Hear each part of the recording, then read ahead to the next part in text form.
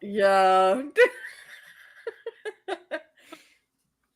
Anyway, I'm gonna post like 18 pictures of my bunny boy from Final Fantasy in the channel. So You're gonna For what? what?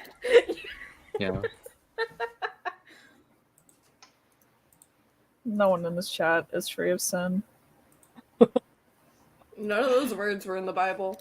I'm the only normal one here. I don't know what you're talking about. People You are normal. sprouted out of a baby's first laugh, so don't even. Oh, thank you, Jess, for the bong. Yeah, you deserve it. Mm-hmm. Oh my god, a bunny boy. Stop. Bunny Look at boy. him. Speaking Ito of, is a bunny boy. my dog's not barking right now. Can we get a congratulations, bunny? That's like the Hey, first time bunny. that's ever happened, bro. Congratulations, I Bunny. bunny. know. She's She We held it emotionally together. she emotionally supports you by being the loudest thing on the planet. for real. Like she's like, you can't be overwhelmed by everything if you can only hear me. Hmm She does All such a good right. job. Let us begin.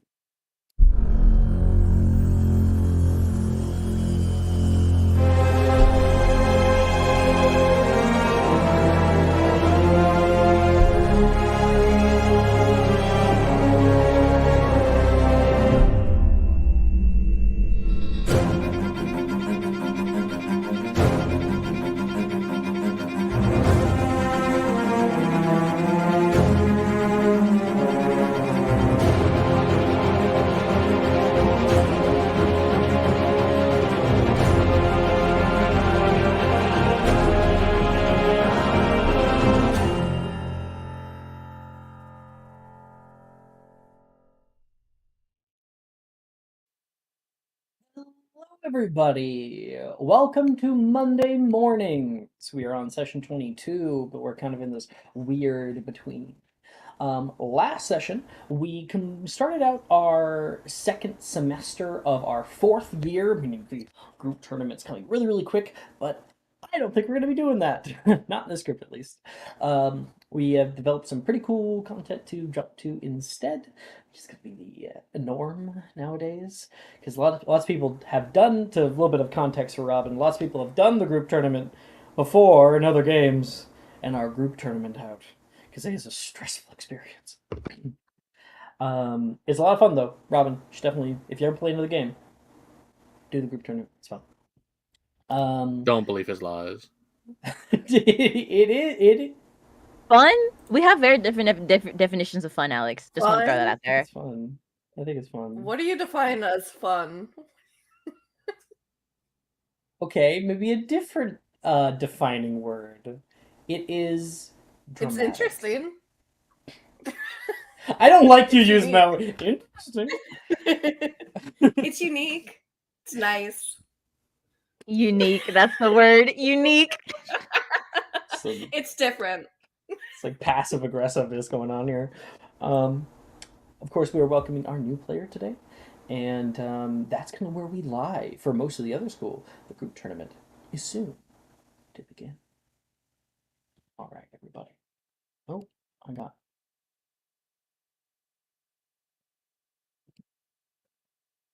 Sorry, got a little question real quick. Okay. I think I sent everybody the music. Yes, The Peaceful Day at Hogwarts is what I recommend. So, we are going to. Wait, Maya, are you back? Are you still boiling the water? I mean, the water is boiling, but I'm here. Okay. Should I not throw to you if you're boiling water? No, I'm good. It's gonna take a hot minute for it to boil. Okay. We currently set our scene in the tall spires of Hogwarts School.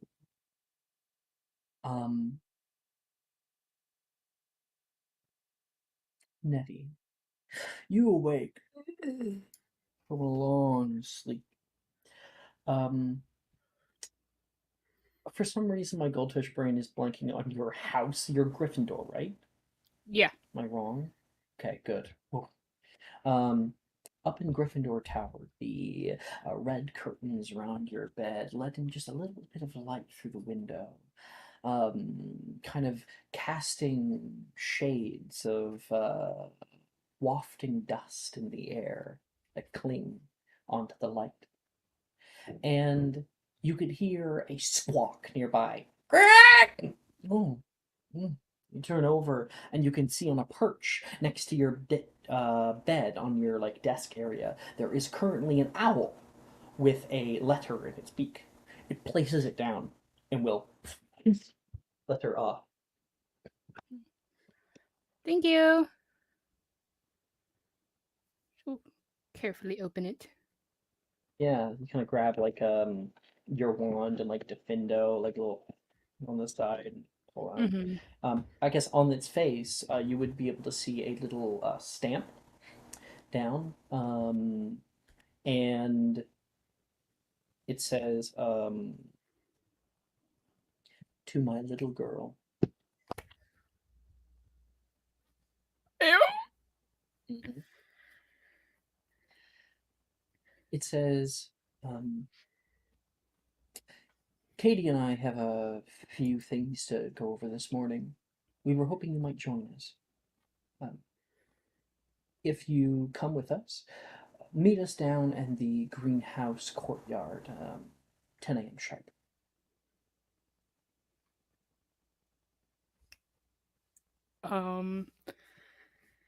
I think Nettie like throws off her bonnet. It's like getting out of bed, Getting everything knocking into ready. everything. Greatest It meetup, is greatest meetup. so much fucking noise. It is loud as fuck. Oh, Nettie, it's like 9:30. Go back to bed. You can hear Sally yell over toward you. No time. Gotta go. Throwing on the robe and shit. Um, and you go running down. Let's get a little description of Nettie as we see her running through the halls of Hogwarts to try to meet up with a certain somebody. I'll throw up art onto the screen, and you can give us a character description, please. Bet. Yeah, I can do that. Yeah, Nettie has very, very beautiful red hair. It's extremely curly. Um, it's kind of all over, to be honest. Um, she does have like these two white horns that kind of like stick out from like the sides of her forehead. Um, Blue eyes. She's about average height. Um, and she has like beautiful dark skin. And she has on very oversized glasses that seem to take up a majority of her face, and she is consistently pushing them up. She runs down, her hair kind of bobbing with her, right? As she opens up the door and enters into the greenhouse courtyard down here. It's up in the north. And right now, we can see standing next to each other two individuals. You can see Professor Dildero currently looking at a watch. I told her 10 a.m. There she is! He turns toward you. Hello, dear. And let's show the art for some NPCs. Some very key NPCs. We have Professor, and Robin, you'll probably laugh at the name, Professor Darius Dildero, our Transfiguration Master. He has the coloration's actually opposite. He has a long purple trench coat, like a dark, deep purple, with a sort of corduroy beige vest. This is his usual sort of outfit. He's probably a little bit more done up today. You can see just while you were coming over, Katie was like fixing his fucking tie, and standing next to him is Miss Catriona. Catriona. Yes, you got it. Catriona. Oh, shit.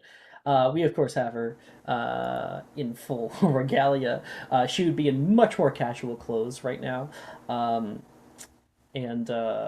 she has long, like, silvery blonde hair and kind of almost has, like, a a beauteous aura about her.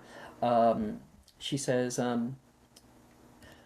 we got some approval to go and get you a little bit of breakfast out in Hogsmeade, as well as Darius had a few things to do.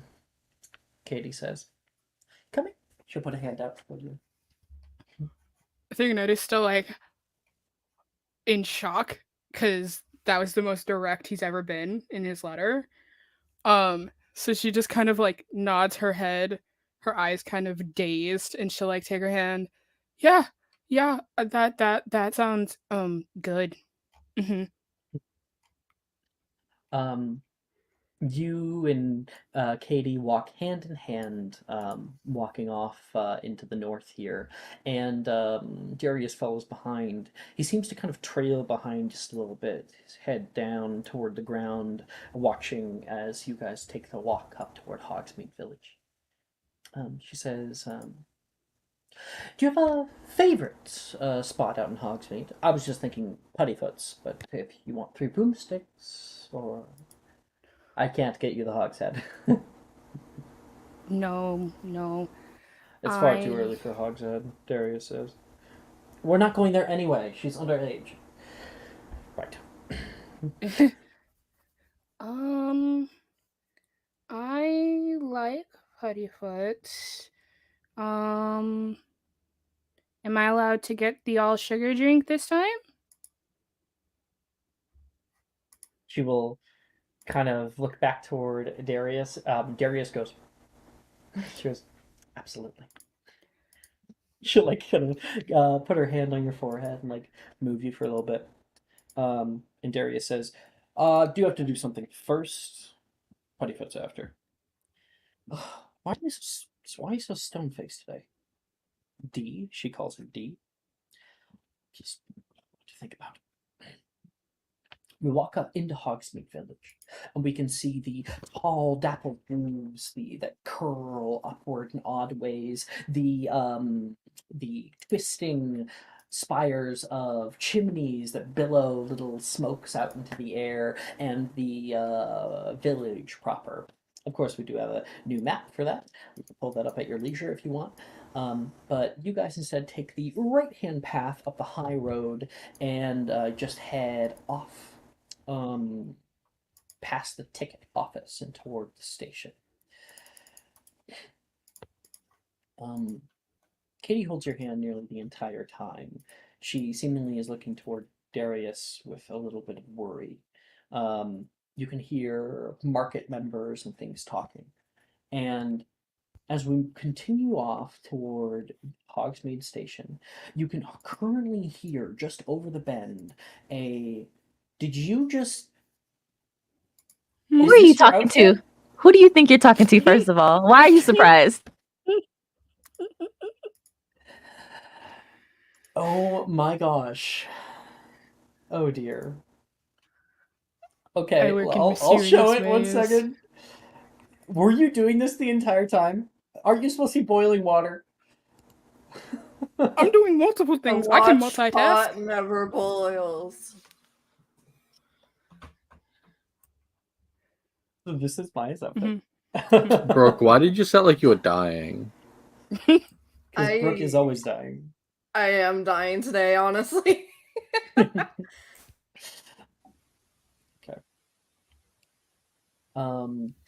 I love the outfit, by the way. The dress is super cute. I like the little like I don't know, bandana.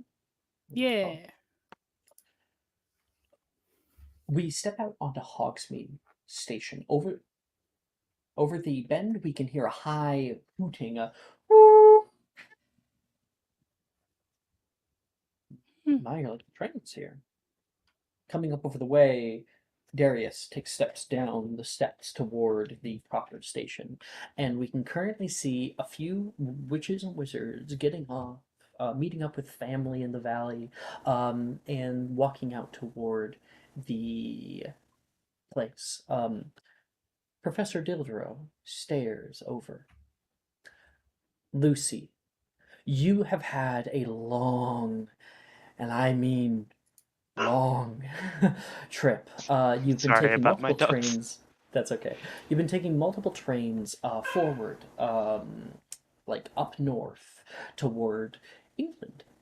Eventually taking a ferry and finding your way in King's Cross Station, and then there's like a whole 9-hour train ride all the way up to Hogwarts Valley. And so you've been on trains and on ferries for a few days, um, all alone with nothing but yourself and other people to to stare at. And you're just coming off of a few pieces of luggage right now. Oh, I think that would be her. Um, are you Miss Blanchefleur? Yes. Are you the teacher who's taking me to Hogwarts? Indeed, I'm the one from the letter. It should be Professor Darius Dilderone, he says. Yes. It's wonderful to meet you. He'll come over and like give you a handshake, and we can of course see he has like a little bit of 5 o'clock shadow. He looks to be quite young, in comparison to what you might expect a professor to be, and just standing a little ways away is Katie and Nettie. Um, he says, "I have a few things to do today, but we're going to be bringing you up to the castle and hopefully getting you sorted by breakfast this morning." Thank you. Let me get you inducted. Come on. Oh, and I should probably introduce you. This is my partner, Cat Catriona. Catriona? No, Catriona. Fuck, I always get it wrong. Catriona Blythe and Miss Nettie. He says. Hello. Lucy will just do a small, like, nervous wave. Let's get a character description for Lucy. So I'm going to pull up her art on stream so everybody can see it in all of its glory. Thank you, Maya, of course, for making this. This has been wonderful. Yeah. And give us that description. So, with, like, shoulder length, curly, sort of like beetroot colored hair, it's all over the place. She attempts to brush it every morning, but it doesn't listen. So it always looks like she has just slightly better quality than bed hair. She has like some traveling clothes on at the moment with this like big currently gray scarf that she like will sort of nestle herself in whenever she greets someone. And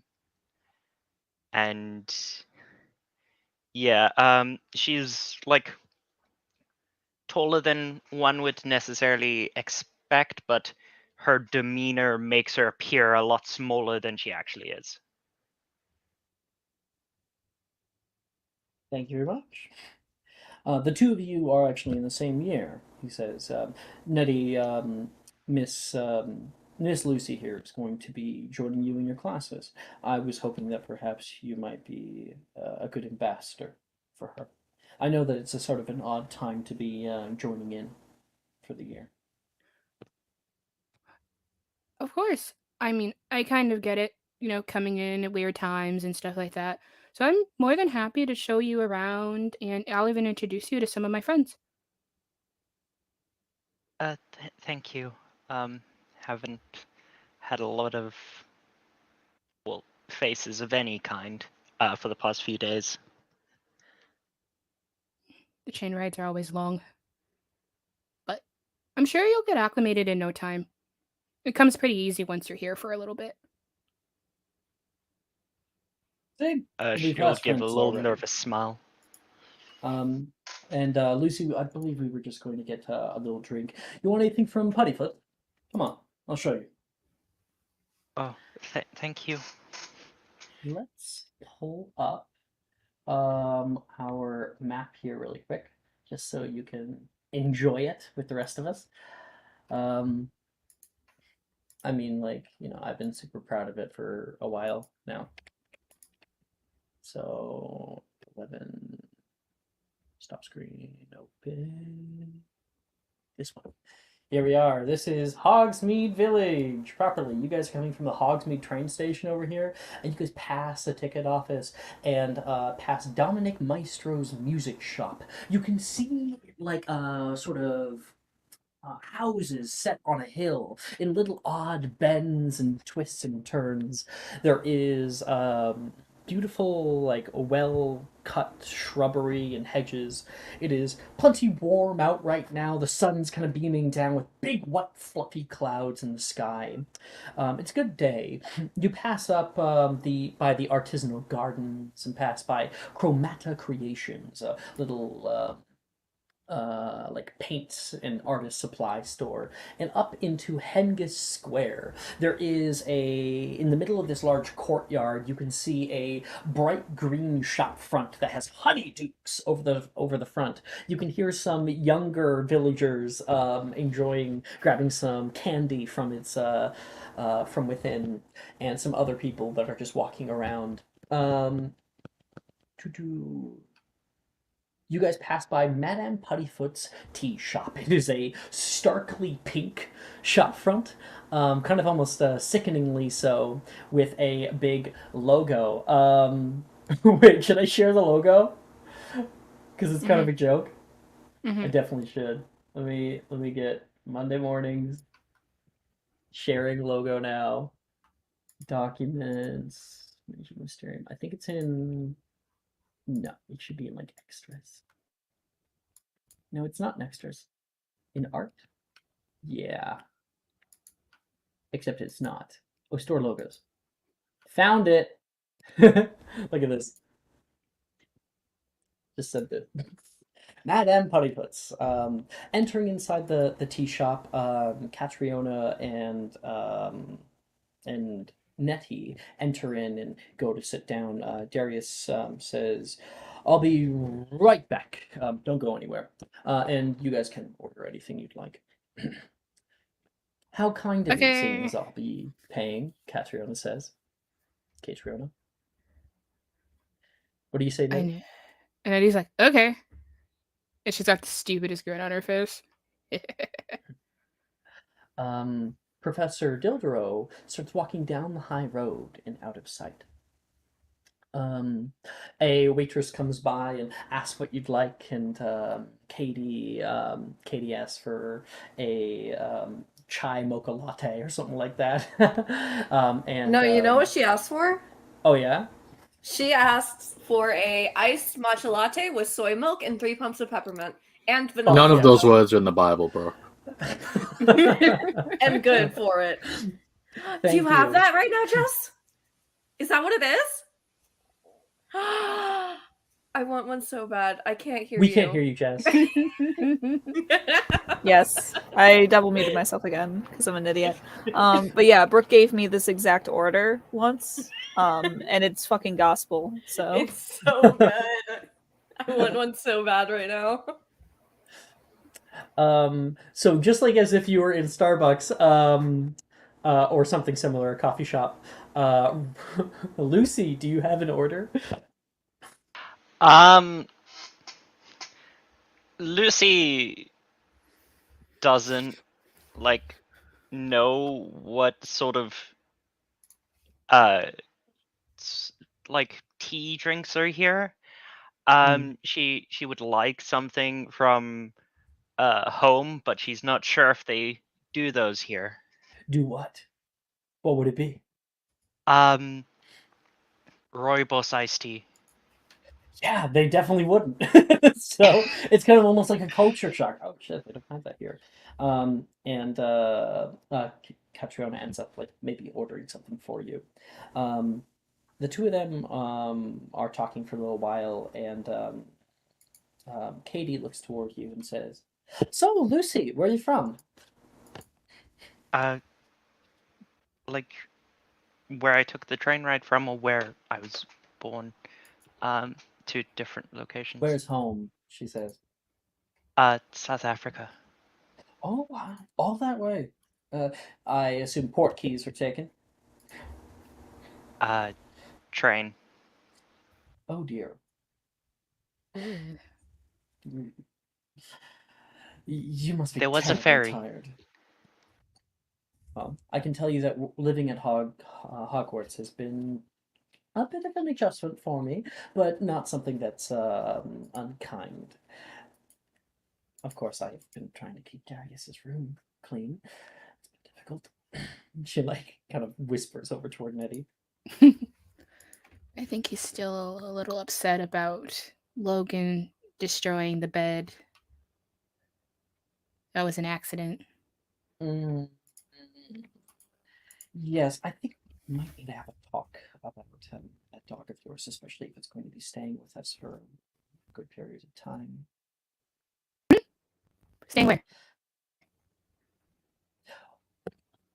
So, Lucy, she's just pulling away from Nettie immediately. You're going to be sorted today. Well, have you been notified about the houses of Hogwarts? Vaguely. I've mostly heard stories of Hogwarts. I don't actually know how much of them are true. I wonder what kind. Oh my gosh, Nettie? Oh my gosh. At the unicorn Maya. cafe from 2016. 100% is. Unicorn frat. Unicorn crap. Literally, the first time I ever had Starbucks was a unicorn frappuccino back in 2013 or some shit like that. No. Wow. It is pure sugar. It's so Okay. good. It's so It tastes like good. That shit tasted like It was crayons. so tart. No, it was tart and it was sweet and it was good. It was like sour cotton Jordan, candy. that looks Mhm. disgusting. That looks like diabetes. You gonna tell me I'm wrong? It looks like what it would happen if you cut Gwyn. What will come out? That's what my childhood looks like. I'm What's the sorry. essence? My early 2000s childhood. I don't know why there's mango syrup in it, but there's mango syrup in it. Mm-hmm. It's really good. It's kind of sour or sweet, but it's more sweet than sour. Mm-hmm. It's kind of like a Jolly It's like Rancher, if like they one of the made- blue Jolly Ranchers. Yeah. Or like if What they the made, hell is a Jolly tart. Rancher? You don't know what a Oh my Jolly God. Rancher You don't know is? what a Jolly Isn't Rancher that just a is? cowboy that has a nice Gagged. farm? Like, what the fuck? No, it's No. candy, Oh bitch. my God, it's a sour hard candy. So, They're really God. sour, Pulling- and you just pulling back from the candy talk. You think Sorry. Jolly Ranchers are sour? I'm sorry. Sorry for info dumping about Jolly Ranchers and Starbucks. Those gifts. All right, but guys, stop. Holy We are cow. sidebarring. We're doing the Mhm. respectful thing. Continue Yeah. on. Fuck. I was just can't look at that side. So Lucy, she says, well, Hogwarts has 4 houses. Personally, I was put into Ravenclaw, so if you end up there, I think it's a good house. It's currently seen over by Professor Flitwick. He'll be your charms teacher. He's a good guy. I don't think he likes that back at the castle. I'm not on staff or anything. I'm just Professor D's personal support. Mhm, She mhm. says as a joke. She says ESA. She's yes. Yeah. She's his sponsor. His sponsor. Fuck. You need to actually be in His recovery to have a sobriety sponsor. companion. Sorry. Sobriety companion. Out of character. Yeah. And she says, now Professor Dildro, he was put into Slytherin House at the time, but if you ask him about it, I think he didn't care one way or the other. Miss Nettie here is, of course, our ambassador for Gryffindor. She's been doing a great job at it. What do you think about Gryffindor, Nettie? Well, it is full of a lot of people who are very brave yet very stupid at the same time. But it's really great if you need a group of people to do stuff for you and ask no questions. Ignoring that. And lastly, we have Hufflepuff House. Now, and don't think I've forgotten about the whole bandit hat thing. Don't talk about it. Hufflepuff House is our last. It's a house of community, a house of empathy, care. I think that I've never had a problem with the Hufflepuff, certainly. They were always very loud, however. Whichever house you end up in will be chosen by the Hogwarts sorting hat. They're kind of the official ambassador of all things sorting.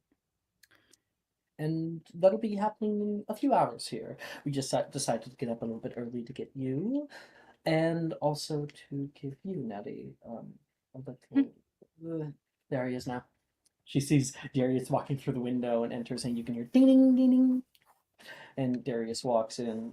He like waves at the waitress, who looks over toward him and gives him a nod, and then he comes back over toward the table and sits down. I suppose Katie's been giving you the lowdown. He says toward you, Lucy. Yes. She's told me a bit about each house. Perfect. You'll be bound to that house for the remainder of your schooling here, and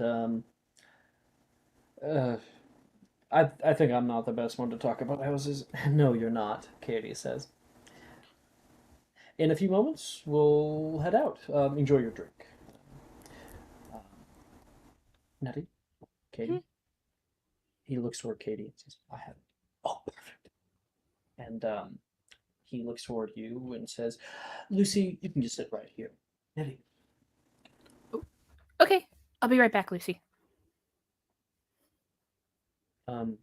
Katie and Darius take you off toward the side, toward like the little back area. It's a little bit darker, kind of like a calm space to sit that no one's at right now.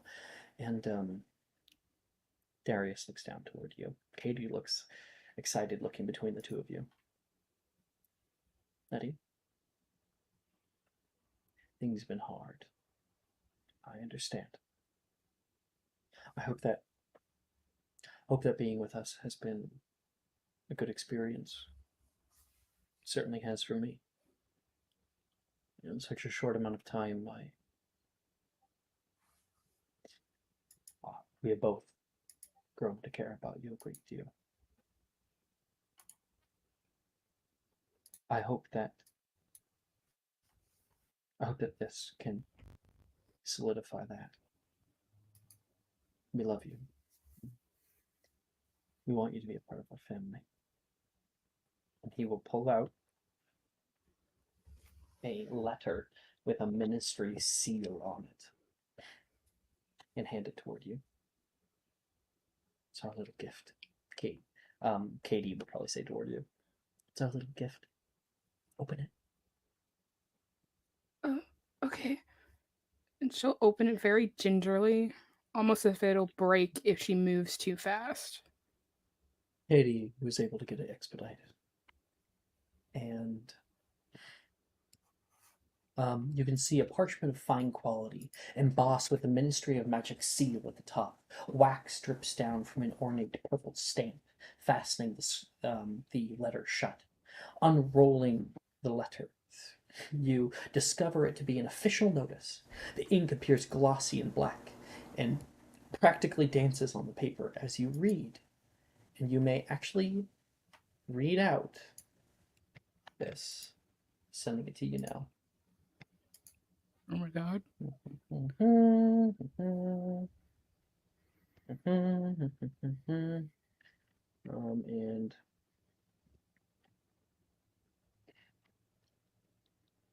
oh, that got all weird. Second. Something happened. I'm just formatting it a little bit. There we go.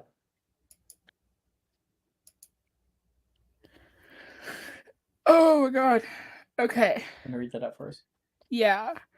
So from the Ministry of Magic, Department for the Regulation and Control of Magical Creatures. You technically are.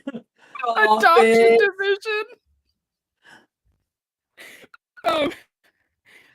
We hereby acknowledge acknowledge the receipt of the request for the adoption of Nettie Duloc by Darius Deldro and Catriona Blythe.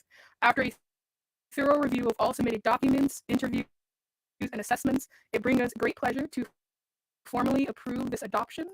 Nettie Duloc is henceforth to be known as a lawful dependent of Darius Deldro and Catriona Blythe, enjoying all rights, privileges, and responsibilities therein.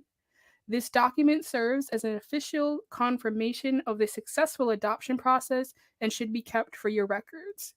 Congratulations and best wishes, Elphias Quillhart, head of the Adoption Division Department for the Regulation and Control of Magical Creatures. But that's genuinely hilarious. Oh my god! Oh my god! Oh my god! I'm fine. I'm fine.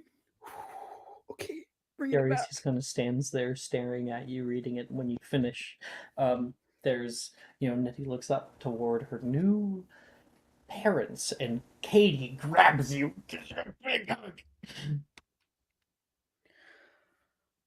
hug. She will look at Someone Deldro can first. cry, she says. Huh? She will look at Deldro first. Hi, Dad. That's gonna take some getting used to. And Mom? And she's like holding you. She like pulls back a bit, like. You get to stay with us for as long as you want. I have a family now. You had a family before, but now it's just a little more solid. Darius will come over, put his hand out and grab your hands, and says, "I may not be the best with kids, and I don't know how I'll be as a father, but I promise you I'll try my best." Okay. And I promise that I will try not to give you too many gray hairs too early. He'll like look down. Katie will say, "It's a little too late on that one, but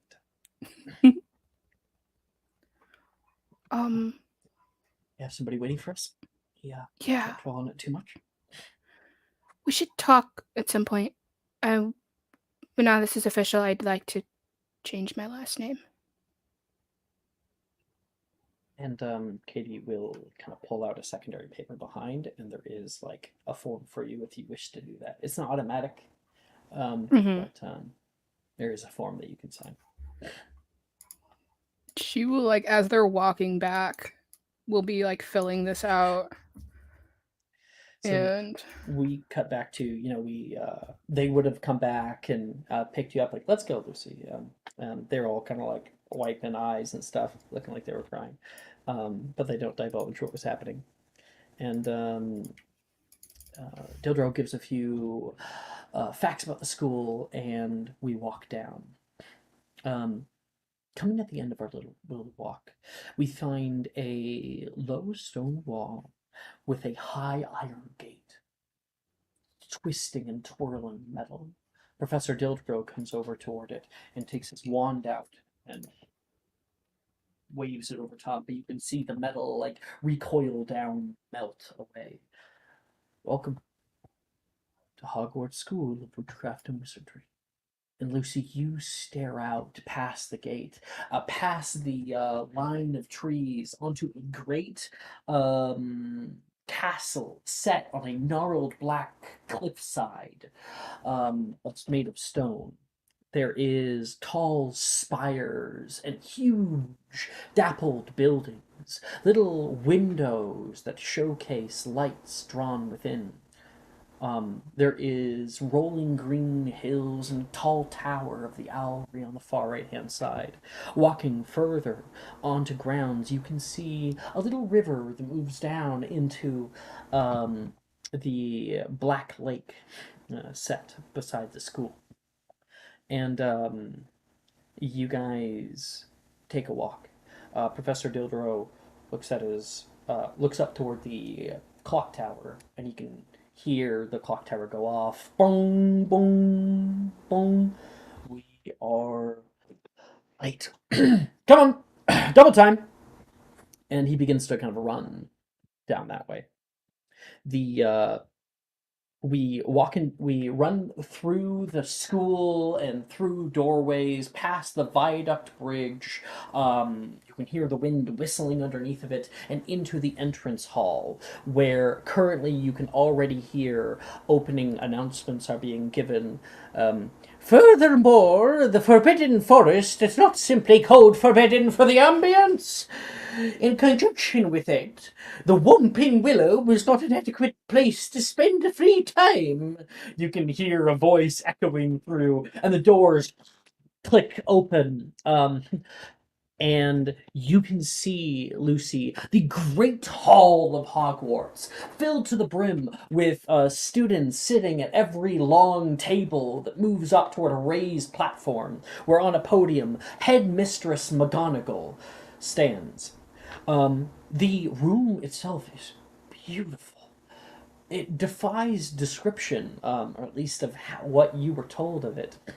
On the far right-hand side, there is a large fireplace that breathes warm life into the space. On the far left-hand side, there's the the emerald greens of Slytherin House, with some of our players currently on there. And a coiling snake on a tapestry up above. Next to that, on the middle left, is the golden yellows of Hufflepuff House. I suppose they had to place the nicest people next to Slytherins. And and we can see a badger coiled back. We can actually see. There it is. It's in the back corner over there. Little tapestry up there for Hufflepuff House. On the right of the middle, there is the azure blues of Ravenclaw House with a silver eagle with its wings outstretched. And on the far right-hand side by the fireplace, there is the crimson reds of Gryffindor House. Nettie kind of scuttles off that way, keeping her head down, and enters in with her friends. Issa, you can see Nettie come and sit down next to you. Like, where the fuck did she go? Hi. You weren't in bed when I woke up. Oh, I had to go do a thing with my parents, so. Your parents? But I did bring you something. You have parents? It's a long story. Lavender oat milk latte.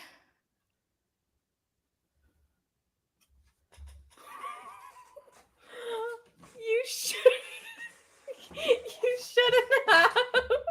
Why are you laughing so much?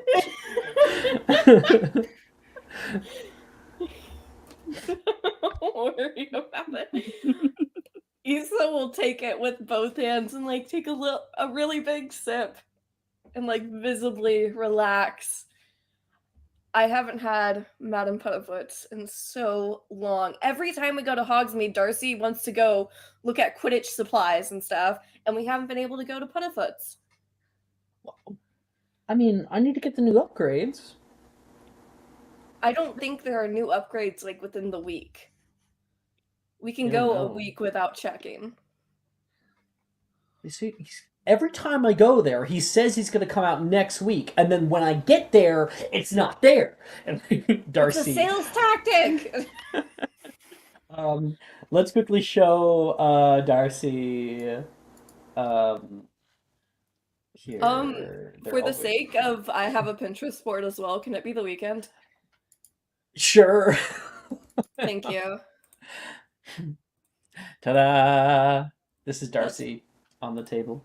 Darcy I love my is Quidditch a boyfriend. very pale, light gray eyes with very, very short white hair.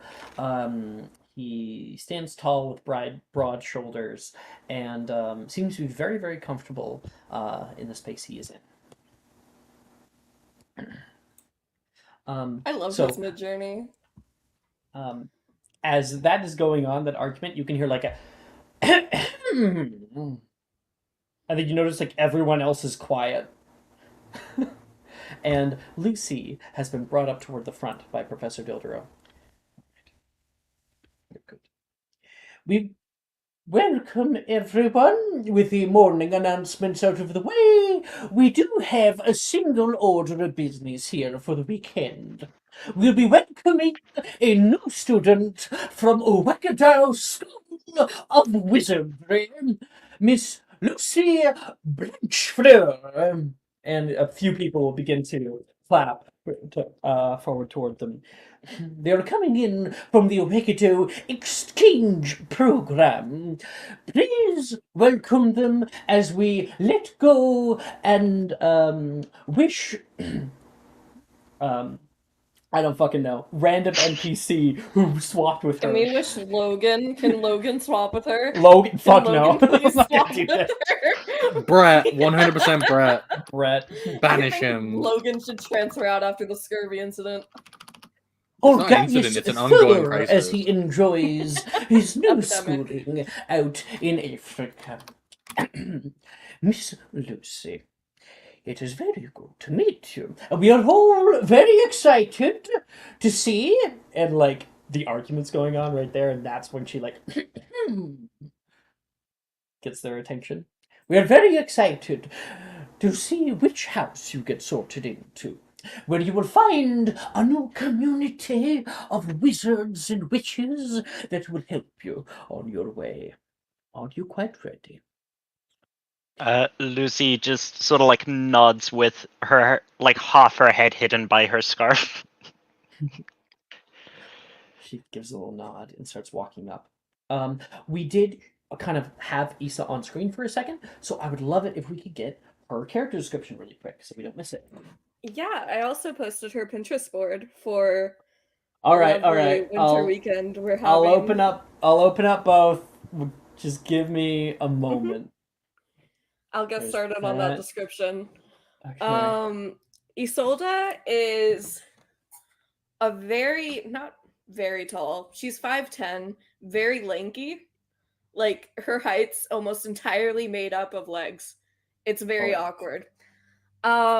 She has this like golden blonde hair that is like very obviously outgrown a shorter haircut, so it's kind of formed like this mullet almost. She has emerald green eyes and she's wearing this like raw cut ruby necklace.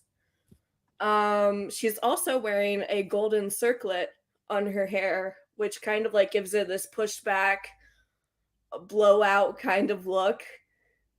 And if you look a little bit closely, she's hovering in her seat, not fully sitting down.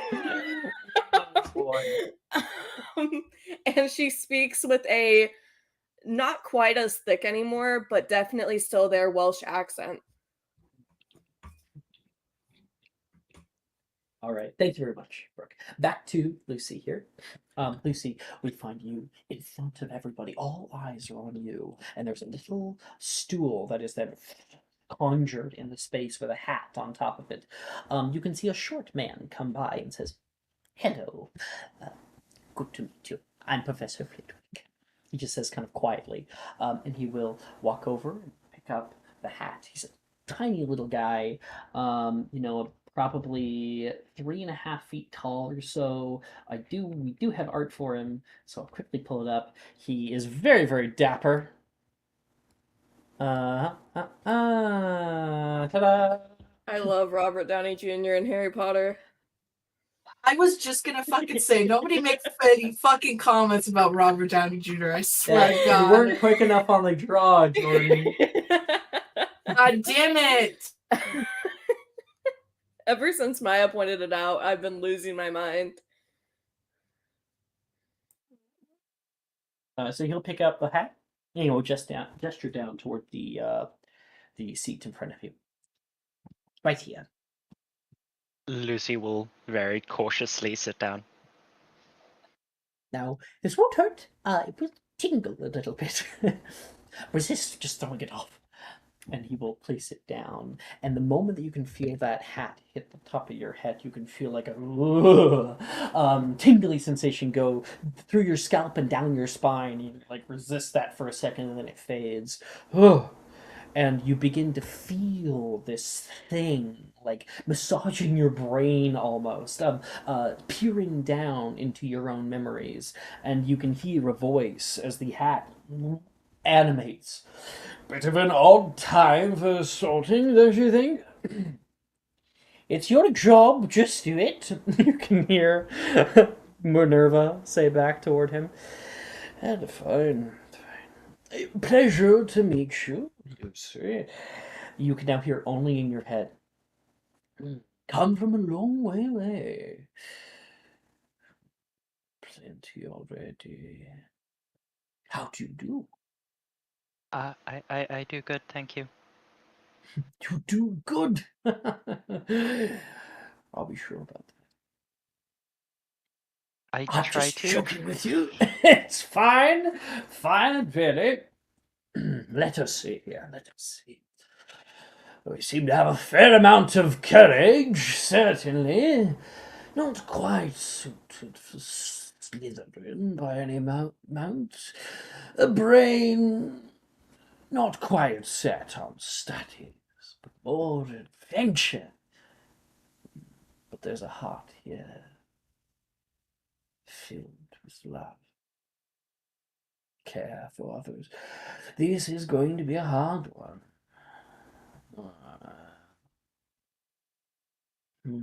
He like sits on that for a little while, and the Sorting Hat is quiet for about a whole minute. Yes, I think I have it. Balancing everything of your needs, where you fit best, and where you may be of best help. I think this one, he says outwardly, is best suited for none other than Hufflepuff. And there is a bright flash, and your robes, which did have a gray trim on them, magically change to have yellow trim all the way down the side, and the emblem will change from Hogwarts School to Hufflepuff House.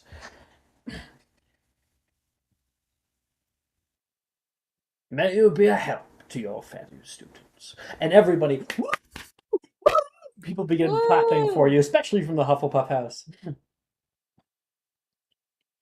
You may now go sit with your house. Flitwick comes over and takes the hat off. Wasn't too bad, I hope. Lucy, without even realizing he said something, just rushes over to a seat. You go over and can see the welcoming community over there. All right, so you head over and sit down. You can see plenty of other people. Let us show some of these people.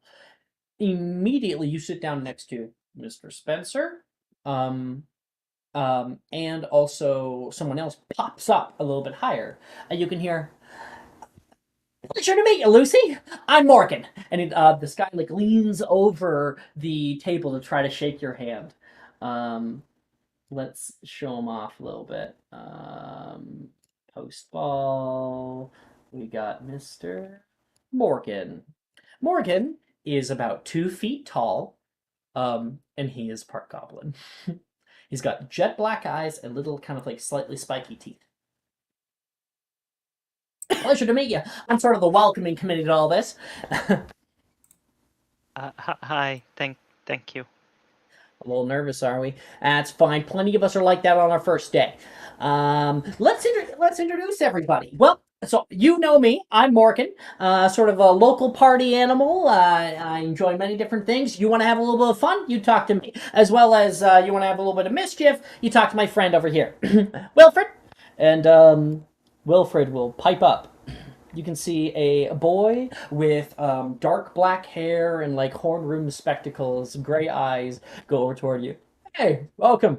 You're in for a doozy. You might want to request a transfer to a different house. the moment he says that, there's like a smack on his side, and another girl will say, "Don't start with that again." I'm sure you would have rathered it at first, dear. Are you ever going to let that go? This is Juniper, by the way. Wilfred says, "Hi, I can introduce myself. Juniper Burr. Lucy.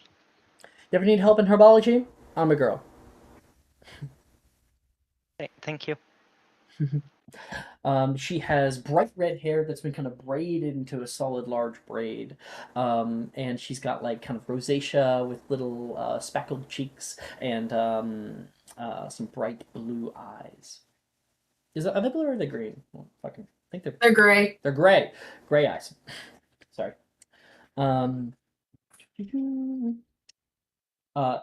She says, and my friend here is Delilah. Hi. Do you like Quidditch at all? Delilah asks. Not really one for it myself, but I wouldn't mind giving it a try. They tell you're from Wagatown. Is there any good food there? Your food has appeared. Breakfast. People are beginning to dig in, by the way. There's... You can hear a girl say, I'll show her. Her name is Macy. A little bit heavier set. She's got blonde hair that's kind of been pulled back into like little sort of pigtails at the back. There's all sorts of food there.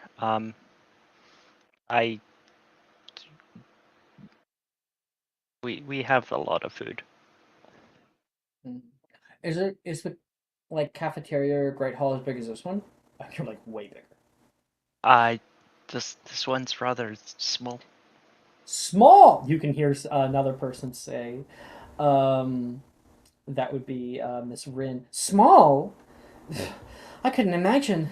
Mahota Koro had one about the eighth the size of this. Hi, I'm Rin, by the way. Hi, This- Lucy. This fair-looking girl with sort of like black hair and like a little palm and little circular glasses smiles at you. She says, "I love your hair, by the way." Thank you. I've thought about maybe adding a little bit of curl. Do you think that would look good, Will? She says. I'd say always try something new, right? Just like the bottom. Oh, do you know transfiguration spells very well? I'm not as good at those. I'm more better at healing and charms. Healer? Well. Wilfred says, "We don't often get healers here. Isn't that like really hard magic to do?" It was only taught quite recently, so I suppose, yeah. They barely even teach healing magic here. Not that any of us can really do it. You can hear a boy say quietly. You can see a boy who's looking kind of straight down toward the table, like 1,000 yards away, and is currently eating without looking at the food. He's got blonde hair that kind of is parted near the middle, and without even turning his head toward you, he says, "Hi, name's Nolan. Good luck being in this house." Hi. And then he's like 2 seats away from you, and he's sitting there for a second, and there's a slight bit of like awkward silence, and then he's going to just like bang on Spencer beside him. What? Introduce yourself. Spencer's like been sitting there reading a book of some kind and completely not paying attention to the conversation whatsoever. Introduce yourself. Why would I do It's that? common etiquette. What? It's common. You do you. Morgan will pipe up. And then like not Spencer hearing- like sees Spencer like will see the new girl and he'll be like, "Oh, sorry, I didn't my name's Spencer, Cormac," and he'll like stand up and put his hand out to shake Lucy's hand. And I'll get Lucy your will head right nervously go shake his hand.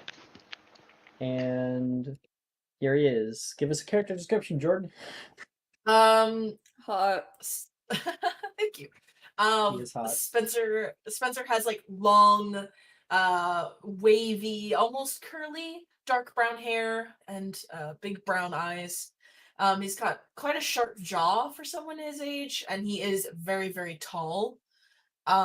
He's got broad shoulders and kind of thick arms. He looks like he has a bit of a muscular build. And he seems kind of a little bit on another planet, totally not paying attention to anything the Hufflepuffs are saying. The Jared Padalecki build. Who? Don't do him like that. Don't What are you talking disrespect Sam Winchester. I'm not I disrespecting was saying him. don't disrespect Spencer. I got it. What do you Right. mean? There's several different conversations Jared happening Padalecki is a here. very, very good-looking guy. He's Thank also you. a terrible person, just to let you guys know. Is he? What? Jared Padalecki? Yeah. No, don't tell me that. Yeah. I'm sorry. But yeah. No, It's not don't good. That's been a known problem for like don't years. do this to me. Yeah. It actually is. Apologies. He's I extremely can't wait toxic. for the. I think Alex should share a screen and stream him looking up Jared Padalecki problematic. Oh wait a minute, the Yeah. tweet.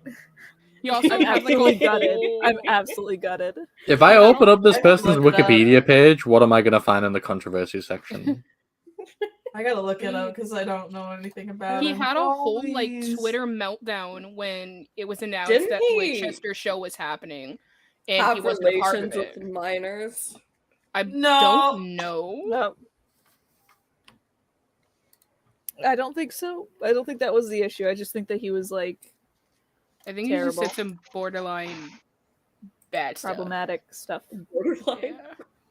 Yeah. I remember it being huge when it like first came out on Tumblr because people were going That's up because Arrested for public intoxication and assault. several times. Fuck. Actually. Oh, several come on. several Who times. hasn't gotten drunk and assaulted someone? This is why everyone Me. should. Be I know that's a Winchester regular girly. pastime in ye old Britannia, but I'm not sure. I'm In not Wizard sure. I can't Mumbo believe Mumbo I'm Jumbo hearing Land? Middlesbrough's culture be besmirched like this. See, this is why everyone should be a Dean Winchester girly. Just True. saying. That's true. Jensen He's I've a never fucking watched. Karen. I've Jensen never Ackles watched is fine Supernatural as hell. because You have a life? I watched like up to the second season and then I was like, this is way Hey, too much hey, brain I was about to say Hey. something really bad and I just didn't say it. So As I somebody, really want you to say it. Say it in the private chat. as somebody who has seen all 15 seasons and has gone to Supernatural Con, hey, I have a life. That's like saying you went to DashCon. Okay, isn't that the fucking what is it? That was the Tumblr convention. He's made some bad jokes. Bad jokes. Hey, I have a job. All right, just part of my job means I get to watch Supernatural. All right. That's not Robin, I'm part of so your sorry that you get to now experience the wonderful part, the pastime of this campaign, which Maya, is your job getting is escape sidetracked. rooms. Yeah, That doesn't Every mean good D&D campaign gets sidetracked. watch Supernatural. that's exactly what that means. What am I No. supposed All to right, do while let's they're let us escaping? return. Let us return. Your I job is finished beach. my very unfortunate, very saddened learning about his behavior. Your job is beach. Oh What the my fuck did you just God. say? I don't need this. Brooke, it was Right. fucking Brooke who said it. Did Brooke say Spencer's job is beach? No, I said Maya's job is beach. I don't need this. I have Yeah. personally attacked. I have pork chops waiting for me after this. I'm not gonna let this get my day. See, sorry. Back to Spencer. We just got Spencer's character description. Continue. Yes. He will look over at Lucy. How is England treating you? It's been good for, the past few hours. Haven't been here very long. Just arrived this morning. Well, good luck. You'll need it.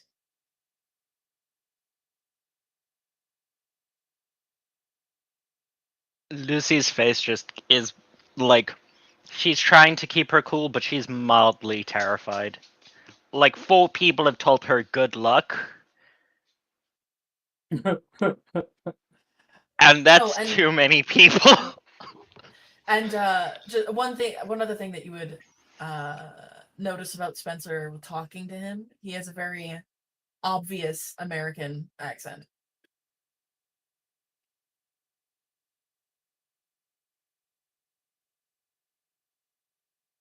All right. So that's going on at the Hufflepuff table.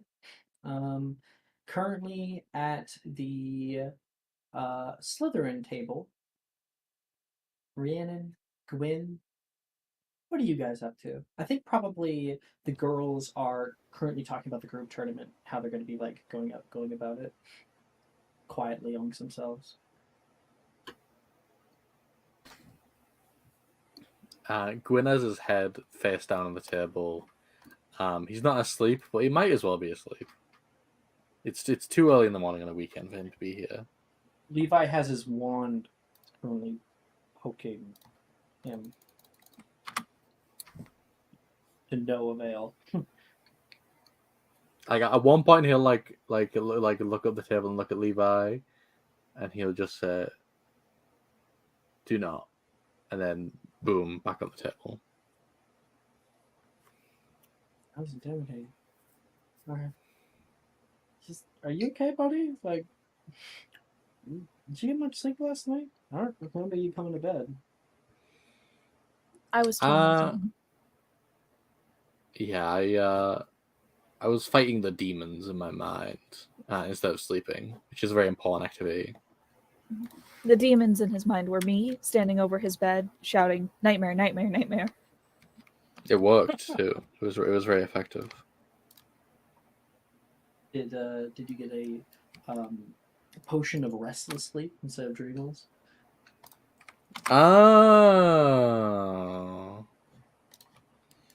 Yeah, I always thought a dreamless sleep potion wouldn't be purple. They're blue normally. Well, I mean, those are similar colors, you know. Yeah, this was more of a burgundy, maybe like a deep indigo. I would never have that. Levi says, and continues with his like little meal. Walking over, Spencer actually is heading over toward the Slytherin table, and Rhiannon, you can see him Is he? approach. Yep. Pick up Jordan's character and move for him. Yep. Yeah. He heads over and sits beside Taylor. Taylor's currently like half engrossed in a conversation right now. You can just hear like you can see them all talking, but all you hear is white noise. Gemma looks over toward you. She says something, and then Arnesia will like, and they're talking still. Taylor will turn and look at you. She not like Hey. what's up? Gives like a little wave. And I can't hear anything she says. Not yet. She hasn't said anything. Okay. She just nods. At you. Okay. How is your morning? She will pull out her wand and cast Finite to cut herself out of that. Yeah. They still think that she's a part of it, though. Been all right. This morning, I kind of woke up and like half of my hair was just stuck to my face. It took a uncomfortable amount of time to get it off. Yeah, that's not my favorite way to wake up either. Were Yeah. you abnormally sweaty? No, I took a swim down to the ocean, down to the coast, and it's that And salt you didn't water. dry off before you laid down? There's no oversight issue. Taylor, you're gonna wreck your sheets that way. How about you? I don't know. Had a bit of a headache this morning. It feels a little better now, but I think I just needed to eat something. Is the new kid bearable? Entirely bearable, much better than most of the Hufflepuffs. Much less loud. I think there's a certain native charm to being loud. Not one that I have, though. Me neither. I find them entirely raucous. How'd you end up there anyway and not Slytherin? What do you mean? Do I come off as Slytherin to you? I don't know. I just would have rather share a common room or something. As would I. But I don't think I necessarily have the drive or ambition for Slytherin. I don't think I did either, but here we are. I No, I think honestly you think do. that the sorting hack just kind of rolled the dice. You think so? I've had multiple people tell me I'm weird, so I like weird people. I like people who understand what it's like to be different. I understand that makes you weird too. I'm okay with that. Are you doing the group tournament? Why would I do the group tournament? I don't really have very many friends. I would invite you to my team, but I think it's kind of close practice. She looks over toward Gemma and Nicia. We're still kikiing. I don't think that they like me much, so I don't really mind. I don't really like anybody. You can see It's Gemma not look over and shocking. go. And Arnesia, Oh, I'm we sorry. can Am I still holding hear you up? you. Gemma says, I'm sorry. Am I holding up your conversation?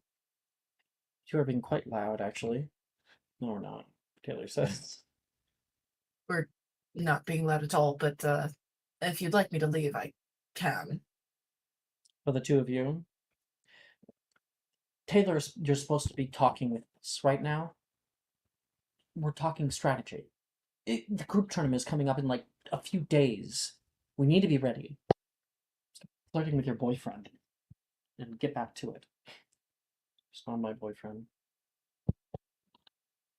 I don't think that we set that precedent. We hardly know each other. Yeah.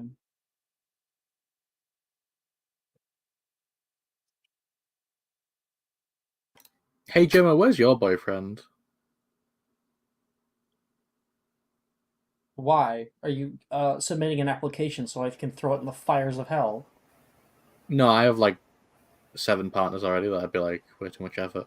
I know. I mean, it just seems interesting. I mean, you don't have one. I mean, are you worried about that? I could get anyone that I want as soon as I want. I don't want. It's because Gemma's girly pop. What does that mean? You know. You know.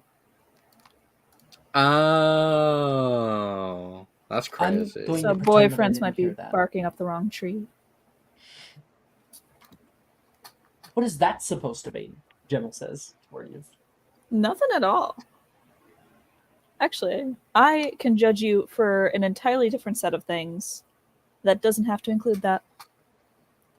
That is just an immutable fact that I am stating for the record. Oh, let's get some art thrown up of these characters for our baby.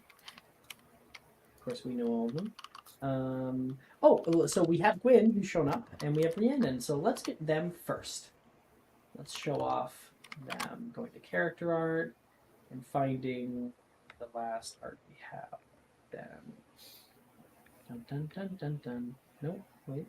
I have absolutely no idea. Where's the last art of Rhiannon that we ever had? There it is. Rhiannon. Mm-hmm. There's a description. So Rhiannon is pretty tall. She is thin, a pretty decently thin. She has a bit of like very kind of pale skin, dark-ish bags under her eyes that's sort of hidden behind makeup. Her hair has been sort of cut short over the break. That sort of alternates in these like, it's either white hair with black streaks or black hair with white streaks. You're not entirely certain. She also has like very well done, very dark makeup on. And she does have a Pinterest board, by the way, that I did throw in discussion chat. All right. Let's throw it up. So if everyone's wearing casual clothes, that means Lucy is the only one wearing robes, which is kind of funny. Let's share this. So she's wearing like a lot of jewelry. Mm-hmm. It takes her a long ass time to get ready in the morning. Around her neck, there's also like a very kind of large-ish necklace with a black stone.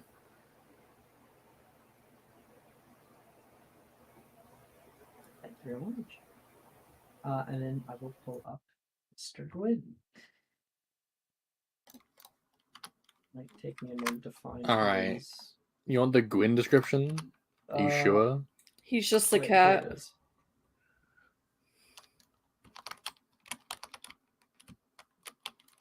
There you go. All right. Gwyn is baby girl. Done. Oh my Come on, gosh. come on. Facts. Yep. Give us a little more. Okay, so Gwyn, he's like a very under average height guy. He's like 5'5". He's very skinny and petite, and his mannerisms are all very cat-like. You know, he's always lounging. He's very lazy. He doesn't like to apply himself at all. And his eyes are actually purple. But other than that, like he's very boring. You know, nothing notable about him at all, and nothing will ever be revealed about him. He's so normal. He's so normal. Totally normal. Thank you very much, Will. So now that we have those out of the way, let me quickly show the art for the characters I've been speaking on, so we can kind of understand them or start to get acquainted. This is Gemma, the sort of bitchy girl that's been talking. She has bright, like Scottish red hair, and seems to be very controlling over the overall table, and divisive in many ways. Miss Gemma Drayton. Gemma. I have spoken of, but she hasn't really had any proper lines yet. This is Ernesia. I absolutely love like the hair that they have for her on this, like the little twists. So cute. She is definitely like a little. She's very sassy. Not as much of a bitch as Gemma, but still can participate at times. We had Levi, who was mentioned. This is Levi. He's got kind of like a mess of blonde hair, short, and we will probably learn more about him as we go along. He was the one poking Gwyn with a wand. Oh, and then Taylor. Taylor has straight brown hair, these like kind of amber eyes, and a very, very monotone, like melancholic expression, almost like she's bored. Always.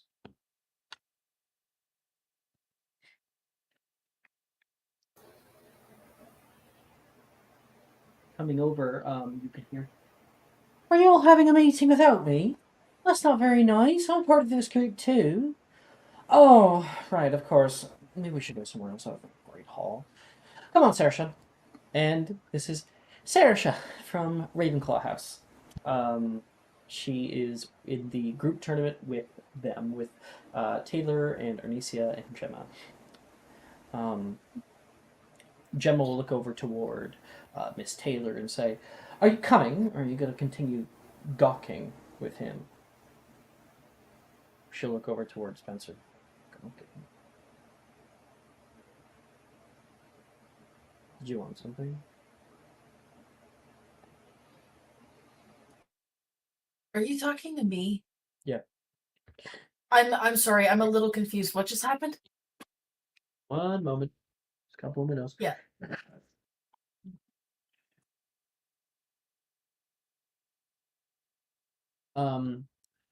Gemma, Saoirse came over and was like, "Hey, I'm a part of this group too." Gemma was like, "Maybe we should do a talk somewhere else about the whole group tournament thing." So they're like getting ready to leave. So everyone else is leaving, and then Gemma looked toward Taylor and asked if she was going to be staying here to continue talking with you. And then Taylor looked toward you like, "Did you want something?" I don't mean anything. I just wanted to come and say hi. You want to meet up later? Sure. What did you want to do? I don't know. And she's gonna get up, and without really Come find getting me a whenever you clear answer, to. she will leave with the girls. So yeah, she kind of nods, and eyes Gwyn and Rhiannon, and then just kind of looks down and follows. That's that. Over at the Ravenclaw or Galateo, where are you? Are you at the Ravenclaw table? Have you gone somewhere else?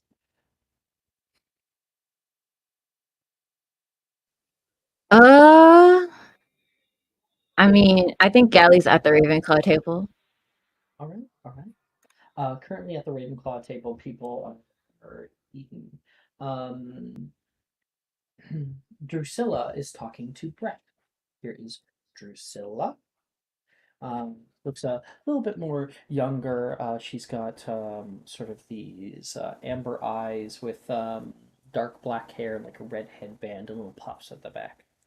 And she's talking over toward Mr. Brett. This is Brett. He's got like a big, like puffy sort of afro, tight little curls. He's got like kind of striking blue eyes as well. And she says, "Honestly, I think you could probably do it." Me? By no means, Brett says. No, seriously. I mean, you could join our group if you wanted to. I'll pass. Aren't you with Darce? No, wait, no. Are you with Sadie and Nate? Yeah, why? I just so weird pairing. I didn't think I'd. Well, we were kind of two groups. It was me and Reese first, and Reese will look over. Well, we don't really have enough for a single group. We'll probably get destroyed out there. And I'll show Reese really quick. Reese. Um, and they kind of have the same thing going. So we thought may as well join up. And Brett says, it's going to be like a whole 4-day event. I mean, you guys are going to be out there in the middle of the forest. How are you going to eat? Drink? Well, argumenti. Sure, drinking. Yeah, Brett says. But, I mean, are you going to have to, like, kill, like, animals to survive? Is there a problem with that? Reese is like, hey, man, I mean, where do you think we get the meat for breakfast? Where do you think you got that ham? He looks down. I guess. I think it's just not for me. Thanks anyway. There. Gally, are you ever gonna accept my proposal? We could use another member out there. As flattered as I am, Reese, I have other things that I need to take care of rather than go Ooh, camping. other things. So busy you're gonna be, I'm sure. Reese like smiles and Drusilla will kind of chuckle at that. What do you mean? What what other things are there to do? Studying? Trying to become head girl? I'm pretty sure Janice has that in the bag. And Janice, which I will quickly show up. She will like look up from her meal, stare at them for a moment through the top of her eyes, and then just go back to her shit. Not even like give it the time of day. Well, I have a lot of things that I need to take care of that are integral to my future than some group tournament. I can feel that. Group tournament always found it a little bit too dangerous. I'd much rather stay here. Plus, there's lots of creatures that I have to take care of. You can hear Billy speak out. You know, It's fourth year. She's a little more comfortable. She gives you a little smile. Billy has long locks. This is, and for Robin, this is Kate Triota's little sister, youngest sister.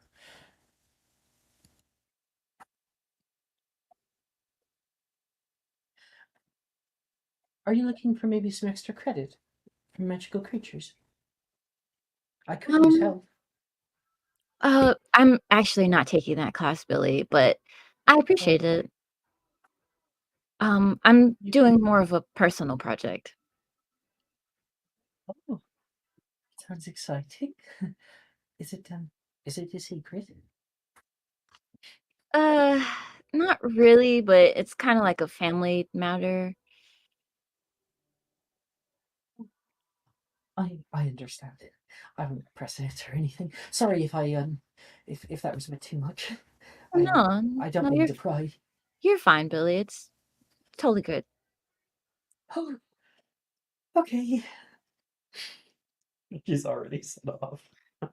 Little bundle of anxiety, Billy. And yeah, coming by, um, I think walking past, we can see a certain somebody. Um, Graydon Drayton walks past, grabbing some food and walking over toward his seat at Gryffindor table, and you can see him like looking over toward you. And when you look over, like he like looks away. I'll make a stealth check for him for how inconspicuous he is about it. Not very.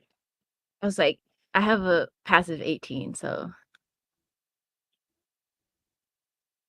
I think like when she sees him, she's gonna like kind of snap the book that she was currently looking through closed and like get up and walk over to him.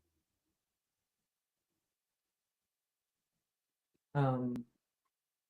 Oh, you're going to Graydon. Yeah. Oh, damn. Okay. Um. He continues on his way and goes to sit down, and he starts to eat. He's mostly alone. There's other conversations that are going on right now, but he is not a part of any of them. You're sitting down with him or standing? She'll stand there. Yeah, she won't sit down. Graydon, Wilt? I was hoping we could talk. I don't see how that makes sense. You have nothing to talk about.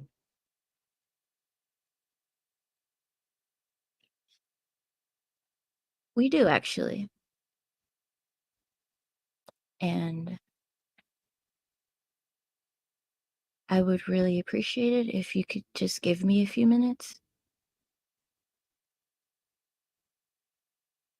Make a persuasion check. Oh God. 7. I think that's the best idea here. I think we both said what we need to say about the topic.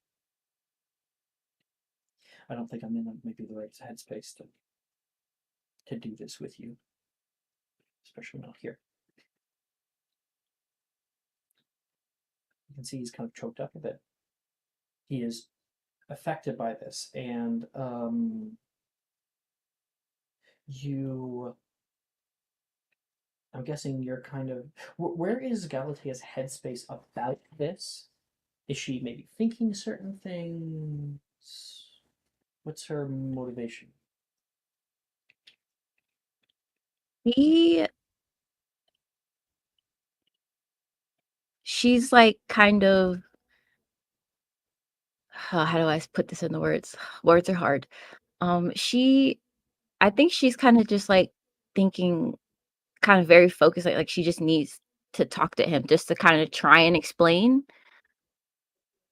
But she's like very like visibly hurt at him calling her Wilt. Okay. So, unfortunately, with the 7, he has definitely rejected you. Do you want to make an insight check? Hold on. Nettie just gave me a subscriber.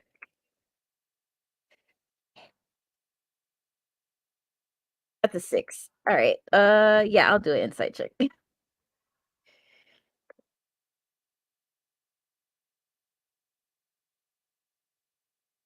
22 for the insight.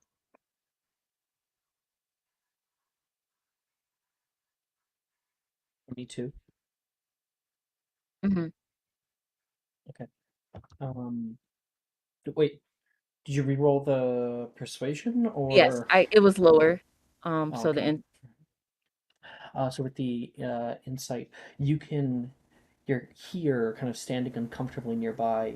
You look down toward Graydon, which I guess I'll pull up his art really quickly here. Upperclassman. He is normally a lot happier. um, this is Graydon. Normally, this is Gemma's brother. We love him. we do love him. I actually hate him. That's wild. I'd Since last trade week. you for him any day.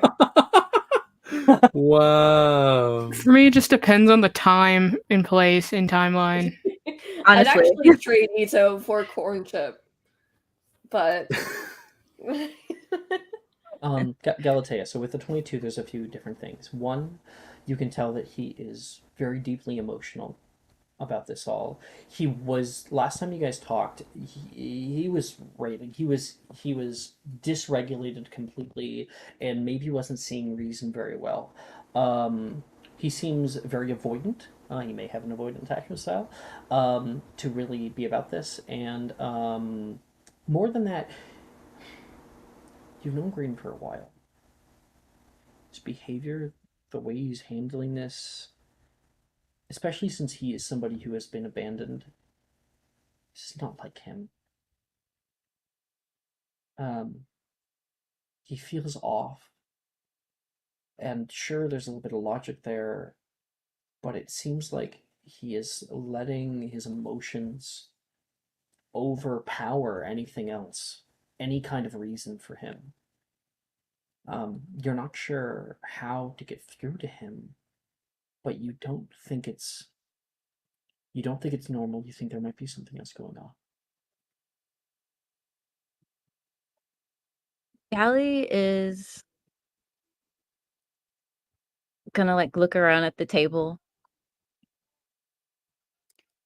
and she's gonna sit down like across from him and cast Muffliato. Allie, he No, says annoyed. no, you're gonna listen to me, and I'm gonna say what I have to say. You owe me that much, at least. He looks at you with an uncomfortable amount of derision. It's not a look you want to see from him. I'm gonna say what I have to say, and you can go on hating me afterwards. But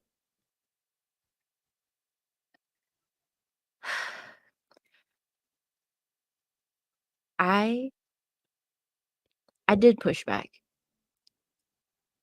It's probably the only fight I've ever had with my dads in my life. And you can be mad at me all you want. You can take it out on me. You can be angry at me. But what I know is not you ever is yelling at people who come to check on you. You don't have to apologize to me or be angry. You're entitled to your feelings, Graydon. But you owe Nettie and Issa an apology for how you spoke to them. They came to check on you because they cared about you. And it's disappointing, frankly, for you to treat them like that when I know you can be better. Seem to be grappling like there is an overarching feeling that's weighing on him, and there are his feelings that it's kind of popping in between.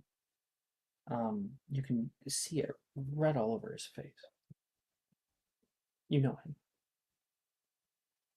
He feels guilt by your words and does not dismiss them, but a part of him is urging him to. Yeah, I'll think about it.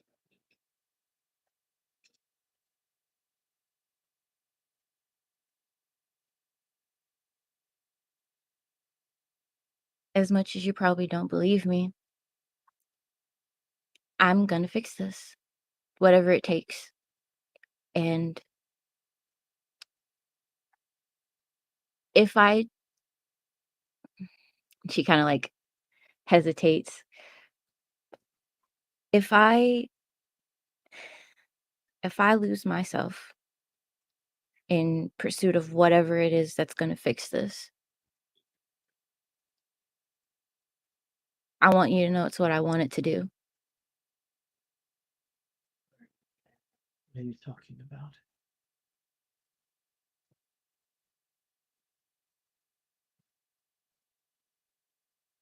I told you that the reason Colin and I are engaged is because of a family curse.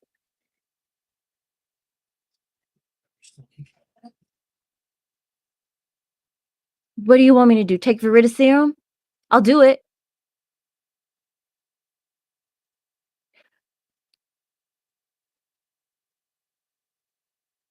But that's all I had to say.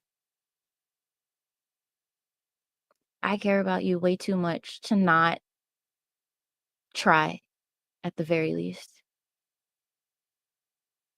And whether or not it's with or without your help, I'm gonna do it. And then she'll get up and leave. The camera would catch this, but Gally doesn't. When you get up and leave, you can see almost like a slight demeanor change as he watches you.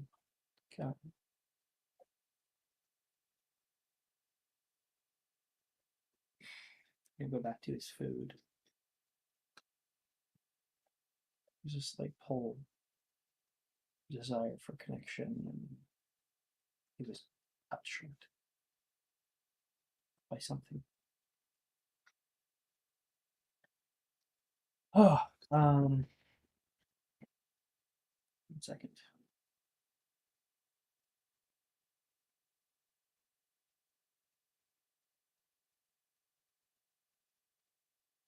One moment, please. I see you wrong.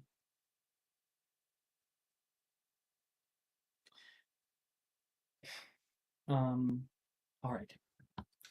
Over at Gryffindor House, the bells begin to go boom, boom. All the food disappears, and your weekends are now at hand. Issa, as you're getting up and walking out, you can hear somebody saying, "Issa, Issa, hey Darcy, hey, can I talk to Issa for a minute?" Zachary is here. Oh, sorry. Damn it, I almost forgot. I basically did, but I was like after the scene. I wanted to get Galatea's description, of course. Oh yeah. So yeah, let's do that really quick. I'll grab your character. Yeah, Gally is very short, probably one of the shortest people in the class. She has this she kind of holds herself very like she's like ready to face the world at all times. Um she has this long wavy black hair, kind of pulled up in a bun, and these like very bright piercing orange eyes. Um she I'm kind of blanking. I don't know what else to say. No, yeah, I think you encapsulate it really well. Thank you very much. That's Galatea. Sorry, back to it. And while we do that, we'll grab the Zach card. But he just asked you that question, so. Yeah, of course.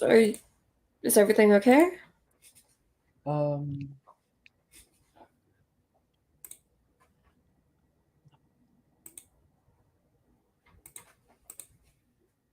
Okay. Like, no, Yeah. no. Let's go. Darcy, I'll catch up with you at class. Yeah, totally. Like Darcy even feels maybe like a little bit upset that Zach's not coming to him, but Zach's choice. 1 second. Underclassmen. Oh, that's where's underclassmen 7th year. I'm not as about the older Zach Anderson art. He looks too like sickly to me. He's my little But meow meow. Leave him alone. here's Zach. This is Nolan's little brother by 1 year. This is him in 7th year, I think, though. But still, this is him older. I'll show you him younger. So midway between this and 1st year. And He's this. so adorable in first year. He's like one of those angry cats. You and him, he kind of takes you for a little walk. He heads down the steps toward the dungeons and kind of curls off toward the northern area by the southern dueling dungeon where most people don't head. The moment you guys are alone, he kind of grabs your robe just a little bit, and you'd see he's like shaking, and he's going to kind of grab at your arm, and you can see that he like wants to be held for a moment. He seems very like he's trying to hold together emotion. She'll like take the hand that grabbed onto her robe, and like take it with both of her hands and give it a squeeze. Hey, what's wrong? I just got a letter, and my my mom she collapsed at home, and they're taking her back to the hospital. Actually, I'm just worried, and I didn't know who to talk to, and I've been holding it in, and I can't get it out. It's okay. It's okay. Just breathe. It's gonna be okay. She's. I'm sorry, Isabel. It's I'm alright. sorry. It's alright. Let it out. He starts kind of crying into your shoulder for a little bit, and you hold him there for a little bit, and rub his back, and he releases from that, wipes his eyes. Don't tell Willow that I was crying. She'll never let me leave it down. No, I won't tell anyone. Promise. I thought she was doing better. I've been seeing her more, and she seemed she was starting to remember things a little better. So much so that after the break, they were going to take her home. Dad was so happy to have her back. I was too. I bet. I'm. It's always darkest before dawn. Maybe this is just a turn before she gets better. I don't know anymore. I'm thinking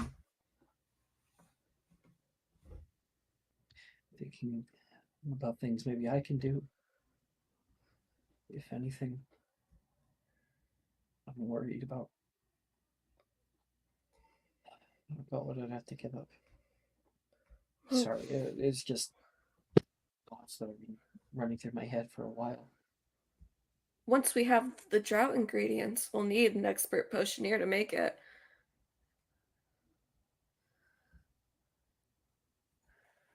Yeah.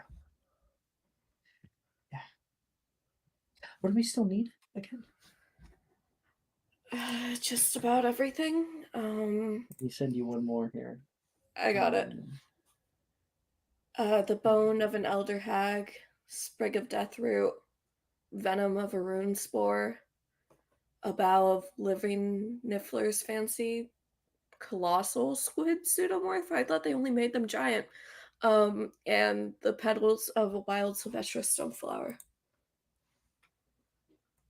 And and that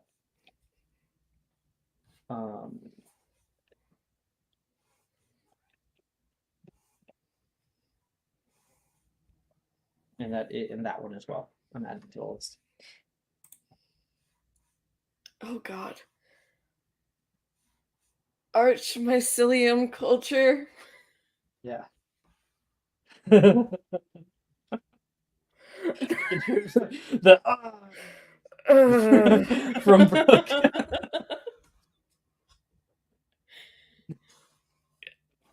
I looked at it and I was like instantly reminded of my Baldur's Gate playthrough. Does that also happen before you get into the city? Yeah. Oh my god, I'm gonna kill myself. Anyway. All right. Mhm. But yeah, she'll list off the ingredients. That is a lot. Well, we have an idea about a lot of them. The I Go feel ahead. like I just need direction. You know, I need to get my mind on something. I need to feel like I'm making some kind of progress. Well, we know where the bone of the hag is. Yeah. Kinda. Kinda. What do you think?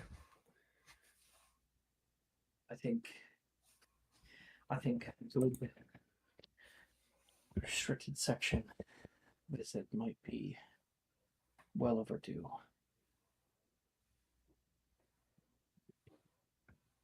Do you have a way to get in? Not yet.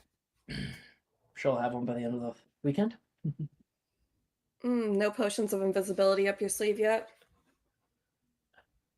You wouldn't happen to have something like that. No. Bummer. My father has not given me his invisibility cloak yet. He has an invisibility cloak? Yeah, he got it from this one raid and he never handed it over to evidence. Oh. The obvious ethical issues aside, I would still like shit. Maybe I can pull some strings and get him to not notice it missing for a few days. Why does he often use it? Does he go through his wardrobe and be like, "Oh, hey, where's my invisibility cloak?" No, but sometimes he just likes to look at his memorabilia. Like he has in his office a framed picture of him and his boss, and then like in glass cases, there's all these memorabilias. Like there's a broken wand of a Death Eater in one, and then there's the invisibility cloak, and and then there's a dead mimic trunk in there. Yeah. Sounds like a cool guy. He's not. It was sarcasm. He will confirm for you. Thank you. I'm not feeling great, but it's always good talking to you. Darcy's good for a good time, but I feel like you're a little better with this kind of stuff. Well, I try to look for the most optimistic route, you know? You can't really get anything accomplished if you're always looking at the negative. And the why not? I am maybe a little prone to despair. Oh, a little bit? all the doom and gloom. Kind of matches the Slytherin vibes. Thank you, Lisa. I feel a little calmer about it. I have to go down the line, so well, I'll see you around, okay? And, Yeah, we can take that trip to the restricted section soon. Make it a date. Sure. I'll bring you like a little kiss on the cheek. She's gonna ruffle his hair before she leaves. Hey, you too. Trying to fix it. And you'll head off.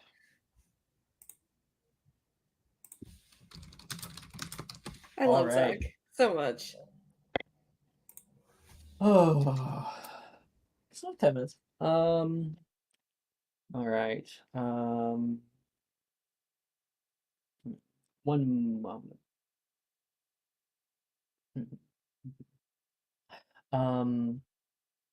Quinn, you're still sitting at the Slytherin table.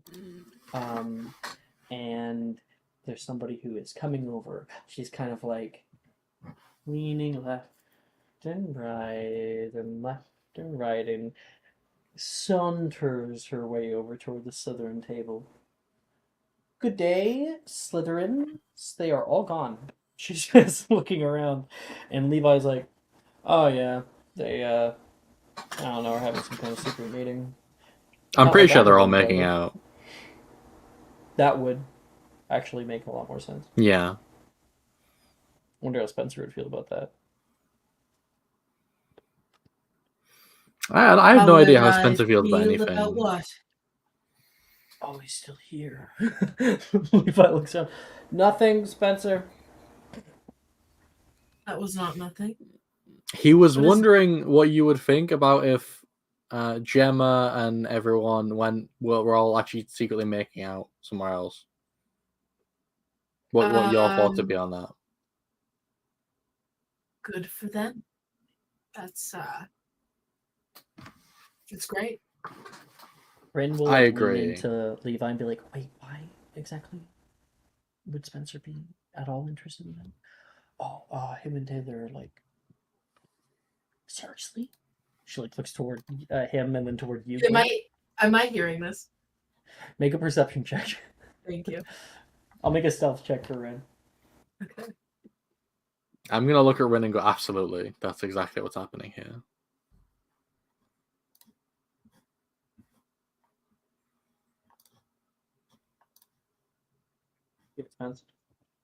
Natural 20. Yes, all of us, obviously. You know, me and Taylor aren't together. And besides, no, we weren't saying anything like that. Ren says. and besides, who she decides she wants to kiss is none of my business. But But what? like, if she did want to kiss you, you would like her to, right? If she did Does wanna Spencer kiss have me, a I little might crush? be a little confused. You know, I can help with that. They don't call me Cupid for nothing. Who calls you Cupid? Levi says, people. I call her Cupid. I don't know. I don't think Gwen is a never people. Oh god. I've never really thought about Taylor in that way, actually. Really? I mean, you guys are always like together whenever I like see you guys, so We have a lot in common. I'm gonna be honest, Spencer. I could not tell you a single thing about either you or Taylor. So I guess all those unknowable things are what you have in common. You never really asked me. I don't even know how to say anything in this conversation. Anyway, that's Rin, what did fine. you need? Sorry, I'm getting sidetracked as I always do. When I have something for you. Can you go over here, please? Okay. They grab you by like the hem and kind of pull you a little bit. He With 2 will fingers. wave to Levi and be like, "Bye bye."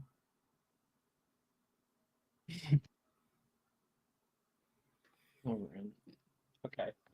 Leaving only Levi and Spencer at the Slytherin table. Spencer, really one quick, second. really quick, Damn. really quick. Spencer's gonna like lean over the table towards Levi. He's gonna say, "Are they always like that?" More and more every week. I don't know. I think it's cute.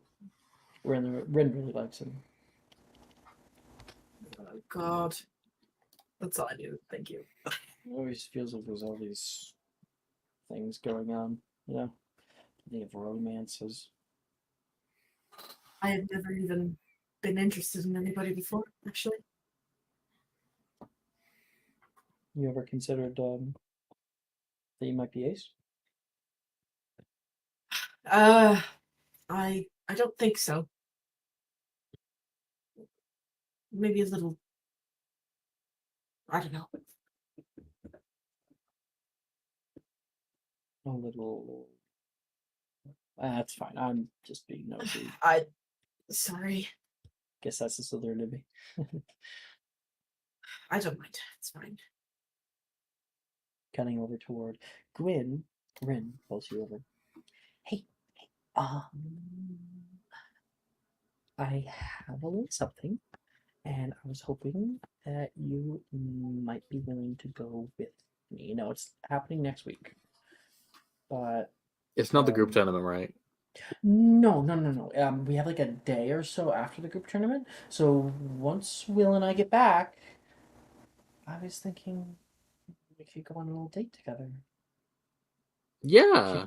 Pulls out of her pocket a ticket, a few tickets. He hands them over toward you. Yeah, where are we going? You can see a big logo that says the Starlit Stage House. And it says, presenting the Enchanted Cauldron. Oh, this looks fun.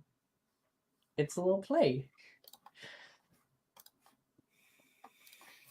Goom will smile and go, well, it makes sense. I mean, if you're going to be spending like 4 days without me, that would definitely make you desperate to see me and need to go on dates. So, yeah, I will give you your Gwyn enrichment time at the play. Will wasn't sure about going, so I thought we could have some fun. I'm sure we will. Okay. Plus, he wouldn't be able to keep quiet during it. So, No, but I did get the top seats. Box. oh, the box, the really expensive ones, the ones that cost like a lot of money. Did Okay, that's cool. I didn't know. Well, I'm sure they'll be really nice, really comfy, and I'm gonna miss you. So, at least that's what I look forward to. I'm sad that you're not joining us because I think it could be kind of fun. 4 days, a 10. Yeah, but think about It's fine. It's fine. my complexion out in the woods. It's not a good idea, you know. Like, it's very dangerous for me. Plus, I need to sleep in a big fluffy bed. I can't be sleeping in a tent. It doesn't make any sense. Well, it'll be my first time sleeping in a tent too. I don't think it's that bad. For me, it is. But you guys should have fun. It'd be better with you. Okay. I'll let you get to whatever you're getting to. I gotta go anyway. So I'll see you around. I'll see you around too, Ren. I will give her a big hug. Oh. She kind of like leans into it. Feels you. Okay. Okay, bye. She walk off. See you, Ren. Okay, we are coming up at the 2 hour mark. So I think that is where we'll be taking our break. You'll come back in 10 minutes. Maybe do something with Rhiannon, and then do some group stuff. Or will we? Oh, Are you looking for that perfect gift for that tabletop role player in your life? For that podcaster? For that little sister that keeps going on and on about shiny math rocks? Well, look no further. OBP Musical has you covered. Original theme music for your characters, worlds, podcasts, and more. Has your bard written lyrics about a party member's tragic demise? Let us compose to them. Or better yet, let us write those lyrics for you.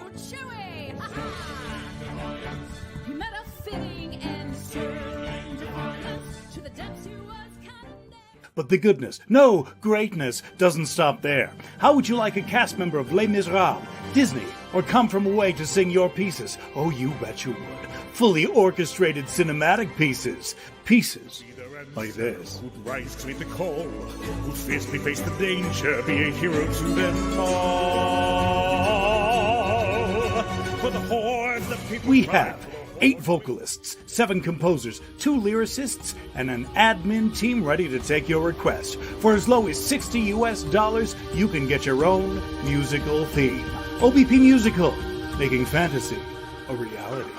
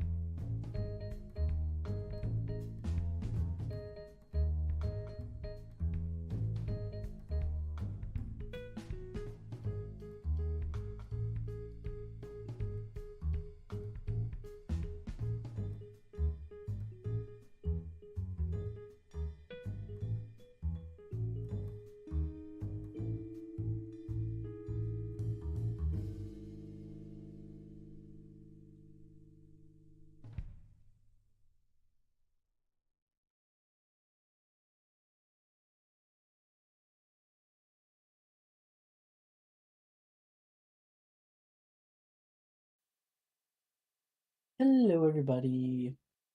Oh, that's nice. Hi, Jason. That was a little while ago. That was like an hour ago. I didn't notice it. Brooke just had to leave. She was having a headache, unfortunately. But that's fine. We can continue. As we come back from break here, our scene will settle once again upon a hallway down in the Transfiguration courtyard. Rhiannon, you're currently just sort of in transit from one way to another.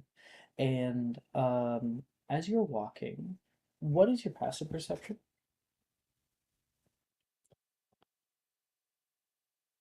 15. 15. Okay. You're walking, it's a calm little day. On your left-hand side, you can feel a tap tap.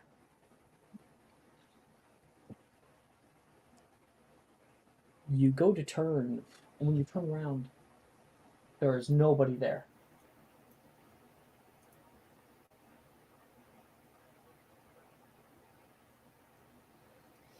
All right.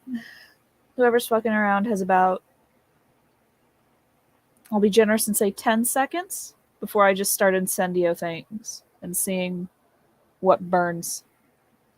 I can't affect ghosts. You can hear echo in the hallway.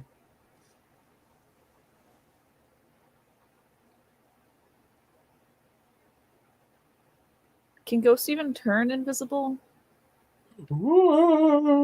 And your like whenever like kind of low hanging like flappy parts of your outfit start to like kind of flitter for a second. Obviously Right. nothing revealing, but She's gonna yes. donkey kick the area behind her.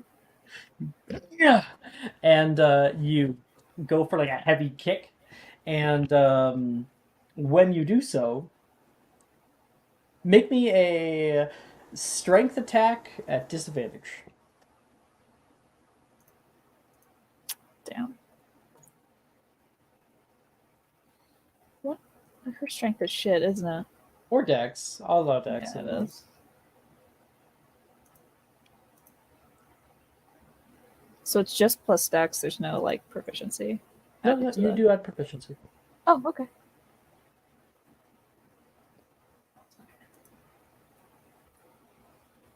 Damn, 11. 11. Yeah. Ooh, good try. Good try. You can have my subscriber if you want it. You can hear the voice continuing to kind of chide you a little bit. I'm sure the air really felt that. And you can feel a like wind like go past you, making your hair kind of flap for a second.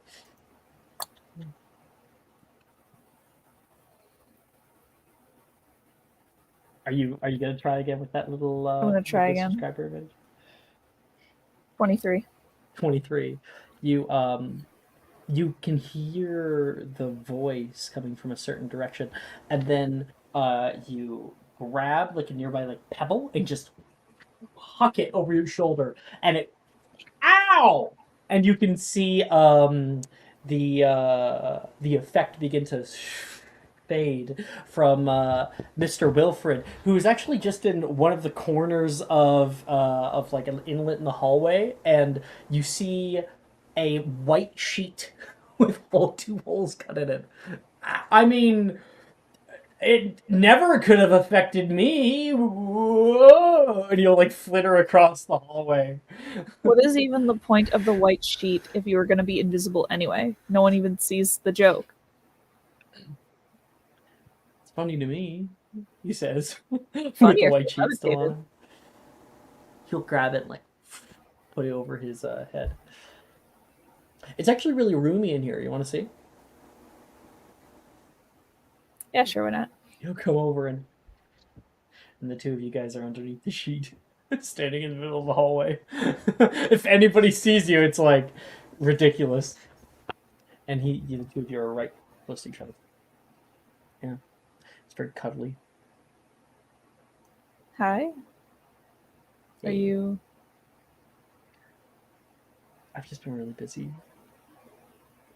with the whole group tournament thing. I do actually have some work I still need to get done, but I was hoping you might be able to join me just some time. Yeah, I don't mind. Sorry I couldn't join you or be in your group or anything. My father was pretty adamant that he was not going to be signing any forms, and in fact sent a form to the headmistress saying that I was not going to be allowed in this group tournament. Luckily, my So. father has did not have the same foresight as yours. It's because your father doesn't pay attention until the last minute. Say that in front of his face. You pull you back, and he'll just tie it around like a cape. And you're like, "Are those your bed sheets?" Those are definitely his bed sheets. If I break into the Hufflepuff common room, am I gonna find a bed without a top sheet? Sheets are useless anyway. They just end up on the floor. What, do you sleep with sheets? What are you, 84 years old? You have to have been in the Slytherin common room. It's like... Fuck, we would use Celsius. Oh no. 0 is freezing, right? You want something chilly? 10. 10 degrees Celsius. Which is... 10 is so What's cold. more with feeling, Jess? What's more with feeling? 10's actually quite a warm day here. That's facts. 10 is10 quite nice. 10 is chilly. No, it's Yeah, 10 not. is Not in pretty the cold. UK, then. 50 degrees. That's not 10. All right, hold on. I've always Give me a known second. 10 to be kind of a chilly day. 20 is No, hot you're here. tripping.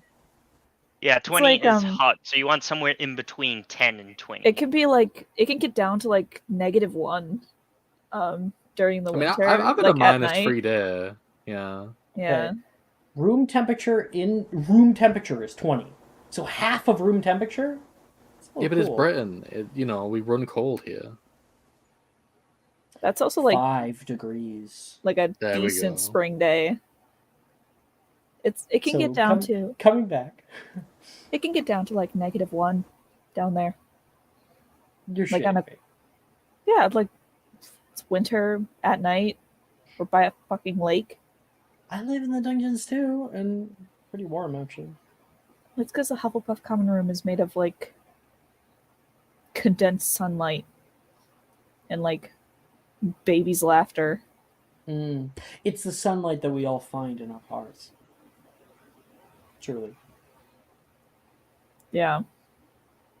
Maybe it's our sunny dispositions. Yeah, because I talk to Professor Sprout on a regular basis, and that's exactly what I feel.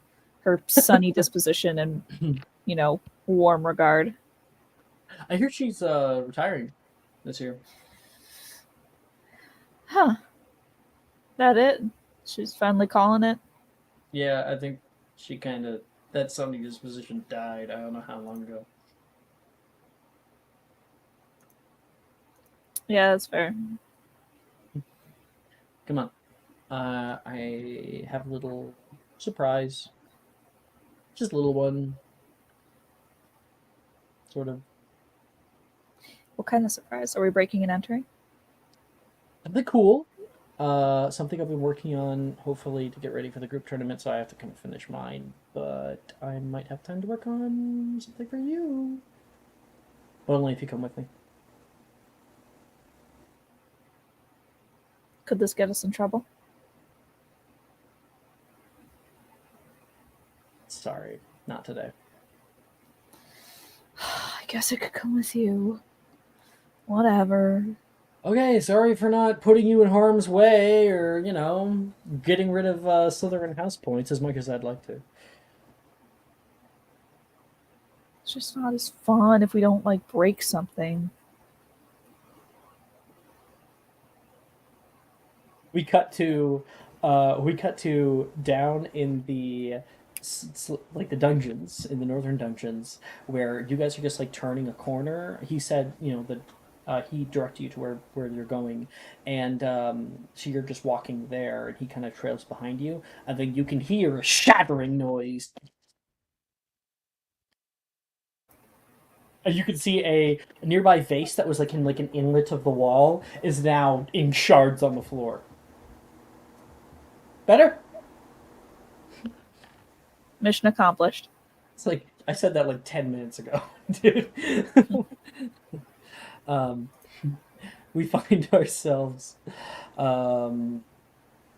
Actually, one little thing. He will actually reparo, and then he will hold this vase in his hands. It's like an old like Greek vase or something like that. Catch! He throws it over toward you down the hall. Brandon steps to the side. Shatters on the floor. You walk over, grab your hand, and the two of you guys walk into the Death Day party hall. You find a large room with currently no Death Days today. Yes. Oh, good. Peeves was here earlier. I thought he was going to mess up my work. And you can see in the center of the area there is a white chalk circle that's been drawn with like shapes drawn within in runes. Wilfred gives a snap, and a book appears. Here, you hold this.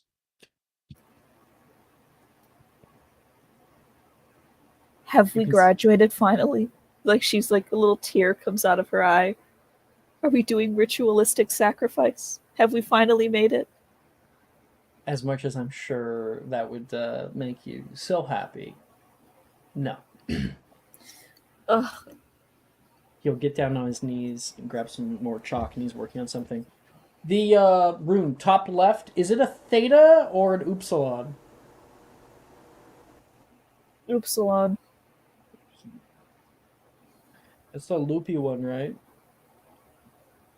Yeah, I think so. You handed me the book upside down, so I hope you know what you're doing. Erasing something. Yeah, I guess we'll see. Either we get something really cool or we all blow up. He finishes it, and he says he will walk over and grab a backpack. It looks to be like a travel pack, and he picks it up. Damn, this thing's heavy. He drops it down in the center of the circle. All right, hon. Get ready for a light show. And he will smile, and sunglasses will appear on his weird fucking thing. Uh-oh. Will appear on his face.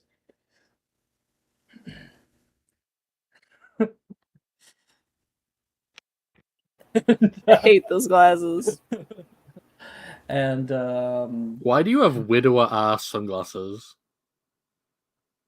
Widower. He says, "All right." Puts both hands out. I've done this right. Should. Capacious extremis. And there is all of the chalk lines glow bright blue, begin to shine brightly so much that it like hits your face. The bag there will begin to like rise up into the air, and all the runes like will lift off of the ground and attach to the side of the bag itself. And there is a large flash, and yeah, or Billy came through, and he will pull up a backpack, place it on, take it off, put an arm in, and then place a leg in. Okay, that's gonna work. I'll just need to get a bed in there. This is gonna be my sleeping quarters. I don't want to sleep with all the bugs outside. I could let you borrow Solome. Or conjure another snake for you that might listen to you. They eat bugs.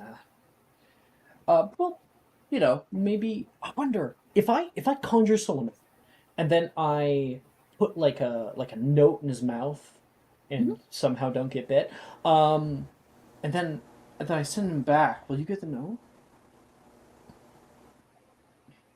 I think I would have to talk to them first, ask them if they could do that, send them to you.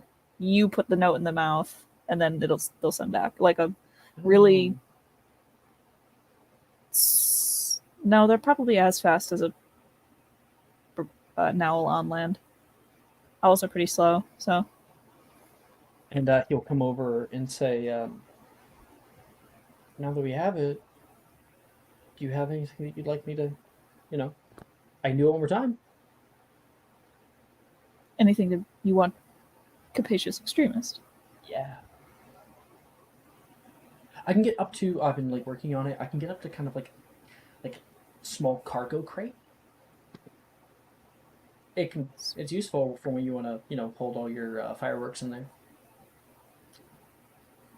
I was thinking about putting a bunch of fireworks in there and just like filling it to the brim, and then like having it be like a cannon. Just send an incendio in there and just send it off.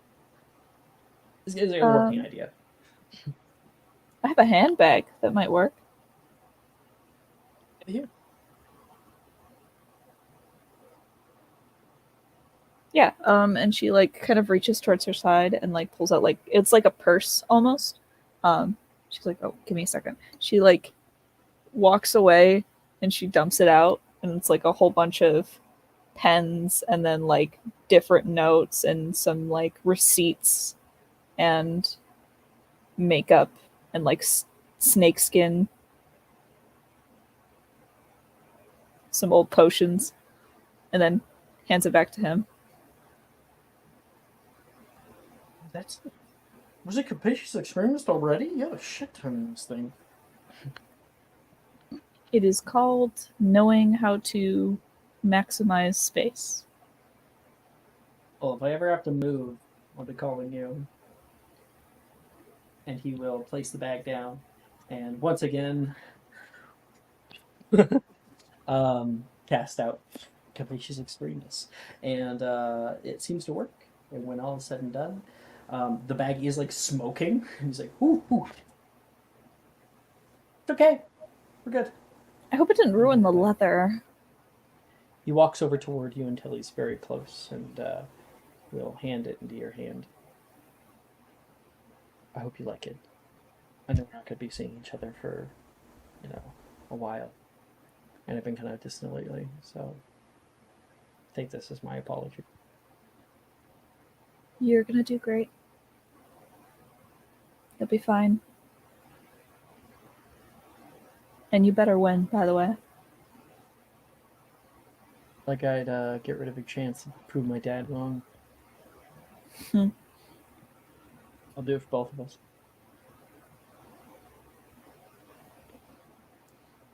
Give me a second. And she's gonna turn around and cast Serpent Swordia.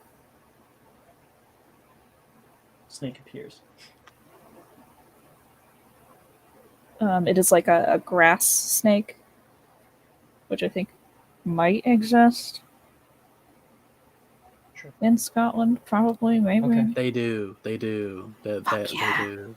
I got my species right. She like, hey, you don't know me, I don't know you.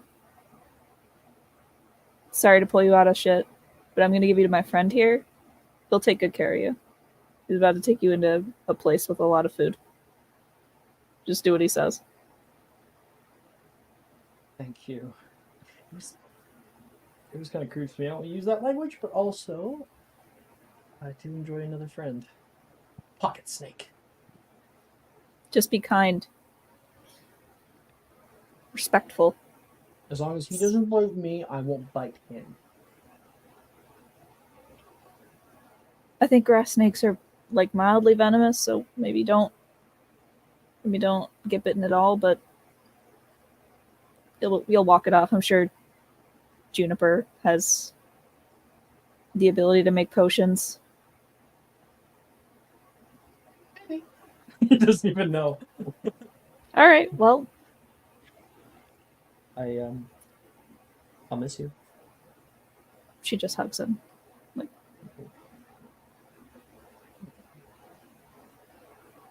I get the cold shoulder. Miss you too.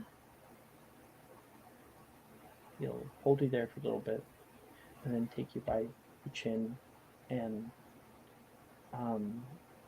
are you tall? We had that height chart. What's your height? Oh yeah, she's 5'8", I think I made her So you height. still he's 5'10". So Mhm. so he will take your thing and he'll give you a little kiss tenderly. All right.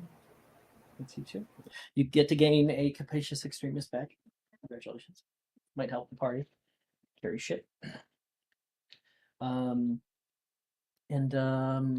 Lucy, Yes. Nettie, you have been kind of tasked as the buddy of Lucy to kind of show her around, take her around, and allow her to meet people by your dad. So, Nettie, where do you take Lucy first?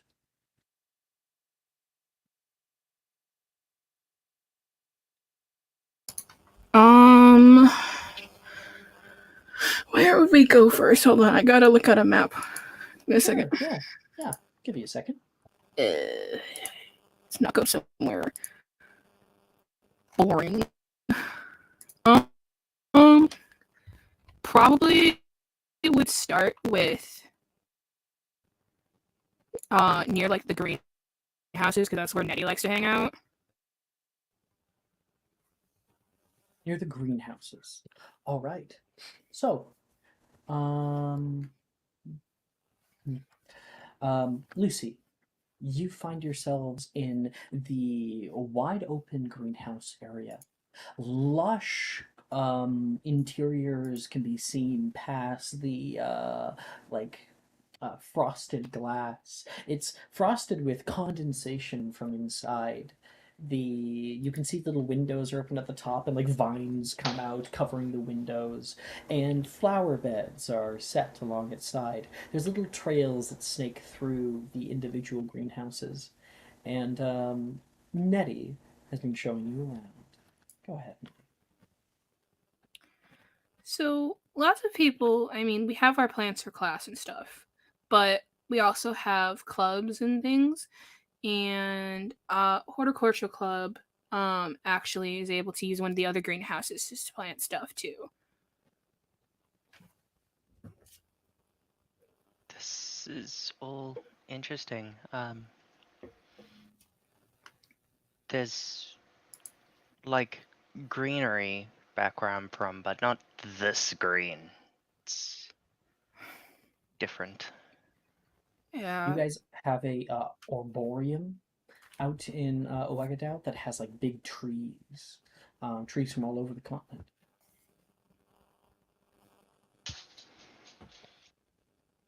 I mean, do you guys have like what's your guys' herbology like over there? We mostly have trees. Oh, Lots and lots of them. Some really big ones too. Like there was this one that they had to build its own sort of enclosure because it just kept growing. that's so cool. Hogwarts is nice, but I kind of miss living amongst the trees sometimes. Lucy, you remember Edward deciding to climb like that big tree that had like just kept growing, kind of taking over an entire greenhouse in and of itself. And he got stuck up there, Everybody was like yelling at him to just come down. He didn't know any falling spells, and you remember Charla getting pretty upset at him for being such an idiot. That whole experience is probably the reason why Lucy knows Arresto Momentum. Nettie, you can see Lucy looking out and just kind of like almost dissociating for a little while. She's just somewhere else for a second. You okay there? Oh yeah, sorry, it's just new place. I don't really know anyone, and there's this funny story. One of my friends, who oddly enough dislikes cats, acts a lot like one. Got stuck up in the tree. You sound like a good friend. Are they back home? Yeah, I'm not so sure they would. Particularly these days, call me a friend. But we would hang out a lot. Well, I'm a firm believer in things can always get better. So maybe with some time here, you'll be able to take things back to your friendship and things will work out. I mean, me and my friends, we're really close, but sometimes we fight and have disagreements, but we always manage to find a way to work it out.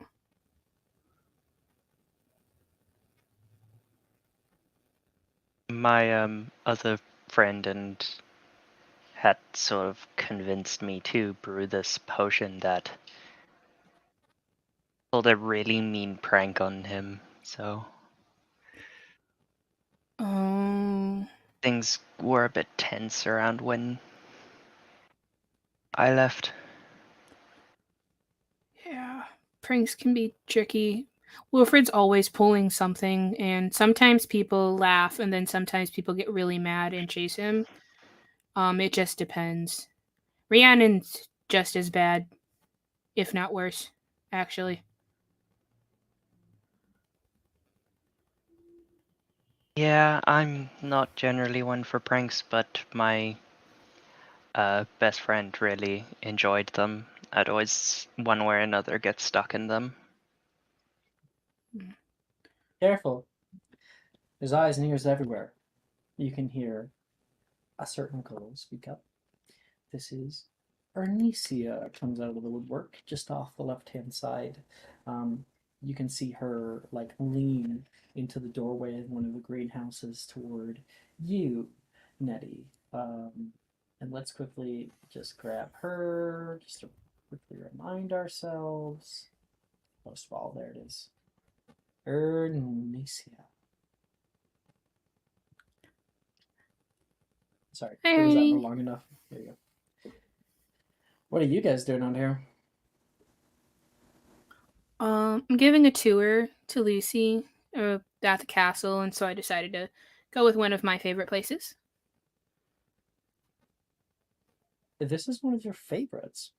I normally see you up in the north courtyard, or I guess I do see you around the door to the greenhouses.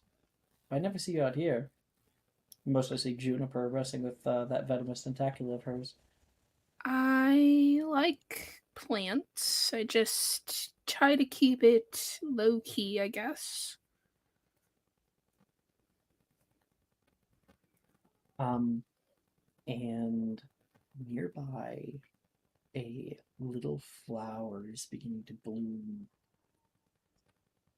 in the rose bush. All the roses, it had like rained recently, and they were all like kind of shut. And one of them blooms out. It kind of pushes toward Nettie. Ooh. She been nice to you, treating you right. Arnesia says, looking toward you, Lucy. Yes, she's been very kind about showing me about. She's mostly a little sweetie. How are you liking Hogwarts so far? Guess it's only been a day. It's not as big, but in a good way. It becomes home after a while. I'm Yeah. not from here either. I'm Ernesia, by the way. She'll come over and give you a handshake.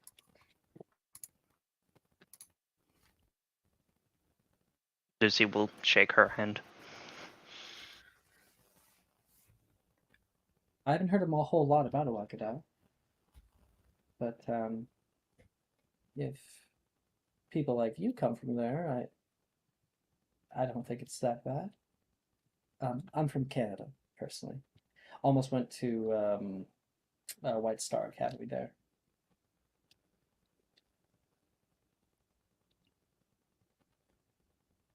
I mean, this is my first time outside of Africa, so the world just keeps getting bigger and bigger. I hear when you become an adult, it gets even smaller. Apparition. I'm gonna travel the world. I think maybe I'll start with some of the bigger countries. New York might be fun. But I'll need a good tour guide. She looks over to Organity. Well, I like to think I give some of the best tours. So, if you're going to be traveling the world, suppose we're traveling the world. So sure of your skills already. I mean, that's When why were you like you me, right? appointed to this position? Do you do this? Like, do you get paid for this? I don't. Actually, that's a thing that's not come up. Is I think I've done this a couple times now, and I've not gotten compensation once. Know your worth, Well, Riot. I do my best, but my skills are why you like me, right? Who said I like you? I'm sure the stolen kisses in the hallway mean absolutely nothing. Oh my gosh, Nettie is saying it in front of a little girl. Am I being a third wheel here? It's No. okay. I was just leaving. It's nice to meet you, Lucy. I do like that name. Nice to meet you too. Don't let her catch you in your spell. She'll come over and give Nettie a little kiss on the cheek. And then look toward you, Lucy. Look you kind of up and down. And will walk away. And Nettie, you enjoy watching her walk away. I mean, you're not wrong. She is. I hate it when she leaves, but I love watching her go. The moment that a kiss happens, all of the roses on the bush will bloom out. Nettie will like turn to Lucy. She's great. Oh, okay. I'll take your word for it. Now, she hangs around Gemma a lot, and don't let Gemma deter you. But if you ever need anything and you can't find me, definitely you can trust Ernesia.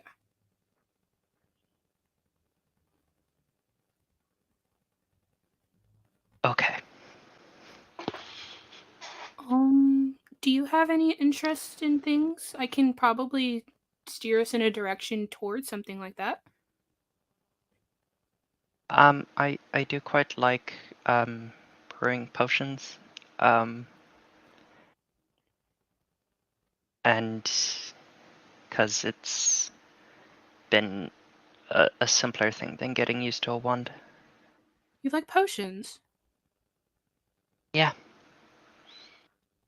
I enjoy potions. I prefer sort of the ingredient picking side of everything, but maybe I wonder if he has a class right now. I could always introduce you to Professor Slughorn. You'd probably like him. He's our potions professor. The other would be Drusilla. That would be nice. I could also introduce you to Drusilla. Drusilla's pretty good. Janice is good, but Janice is scary in every sense of the word. And there's Juniper. You've met Juniper, right? He's probably around here somewhere. I'm gonna be honest. Out of character, I need to recheck the entire list of NPCs because so many names have been thrown at me. I can throw around. That's why I've been throwing it up because I know it is a lot of NPCs. You get acquainted with them all. Yes. Like you kind of get them. Yeah. Juniper is introduced herself to me a bit earlier. Juniper's pretty good with plants and potions too. More plants, but you know. Do you want to meet somebody that you've already met, or do you want to go meet somebody new?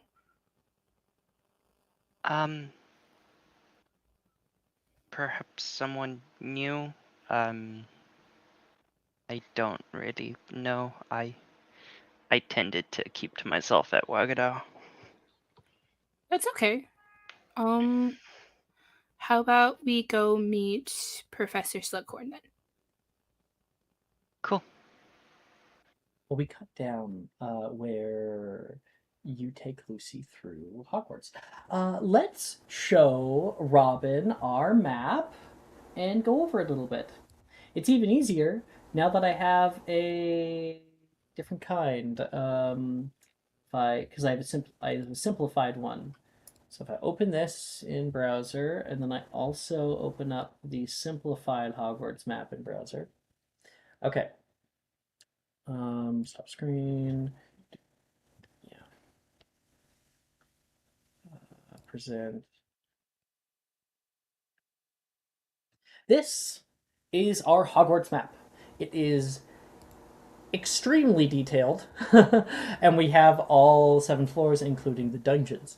So this is just sort of our ground floor overall layout. So there's a lot here, so I have simplified it into the different areas. Let's look at it. Here's the simplified version. So if you go down to where we kind of started out, we can see the Viaduct Courtyard. This is where like the big battle of Hogwarts was mostly had, right here in the Viaduct Courtyard. And of course we have the Great Hall area where you guys were eating breakfast and whatnot. Moving up from that, you will see the like biggest, thickest part of the castle. I can kind of show it off because I do have a little version here. So this is Great Hall right here. This big thick boy, that is Ravenclaw Tower, as is shown right there. And then we have this big sort of like square donut-shaped building. It has a south courtyard in it. This is called the Quad. It's part of the south campus. You know, this is where the hospital wing is. This is where Gryffindor Tower is up at the top left of it. There's some dueling rooms in here. On the second floor over here, there is what the fuck is it called? Second floor girls' bathroom. You know, a Moaning Myrtle's bathroom. That's in this building. It also connects to the clock tower and the clock tower courtyard. Moving up from there, we have 3 bridges. The Viaduct Bridge, which is that big one with the long fucking pillars. Then we have the stone bridge that is on the 3rd floor, and the suspension bridge, which connects the quad to the north. If we're moving up to the north, we got only a few areas. There's a I kind of want to like zoom on a little bit. There. We have the north courtyard area. This has the north courtyard in it, also called the Transfiguration Courtyard. And there's a bunch of classes here. The astronomy tower sits over there. So like the north courtyard is where Dumbledore kerplacked. Of course he died before he hit the ground, but you know. So that's north courtyard. And then there's a big ass building right here is where the majority of your classes are going to be. It doesn't have a canonical name, which is really annoying. So we call it the Oxford Building because the main corridor on the ground floor is called the Oxford Corridor. So we call it the Oxford Building. This has all your classes, DADA, even up at the top there's like divinations and history of magic. The library's in this building. It's the main building. And then surrounding it is the greenhouse area. Yeah, everything else is just the grounds. There's, of course, the boathouse down by the lake. To get instead of a top-down version of this, we can open up this. You see this? This is a side view of Hogwarts. The Great Hall on the left, the Oxford Building on the right, and to make it even more simple, I have this. Great Hall, Viaduct Courtyard, Ravenclaw Tower. Yeah. And I have a whole ass category in the art channels to just go over Hogwarts locations and kind of what they look like, so you can imagine them a little bit better. You can scroll through those and look at those at your leisure. Got a bunch of reference images. Yeah, it really helps you feel immersed.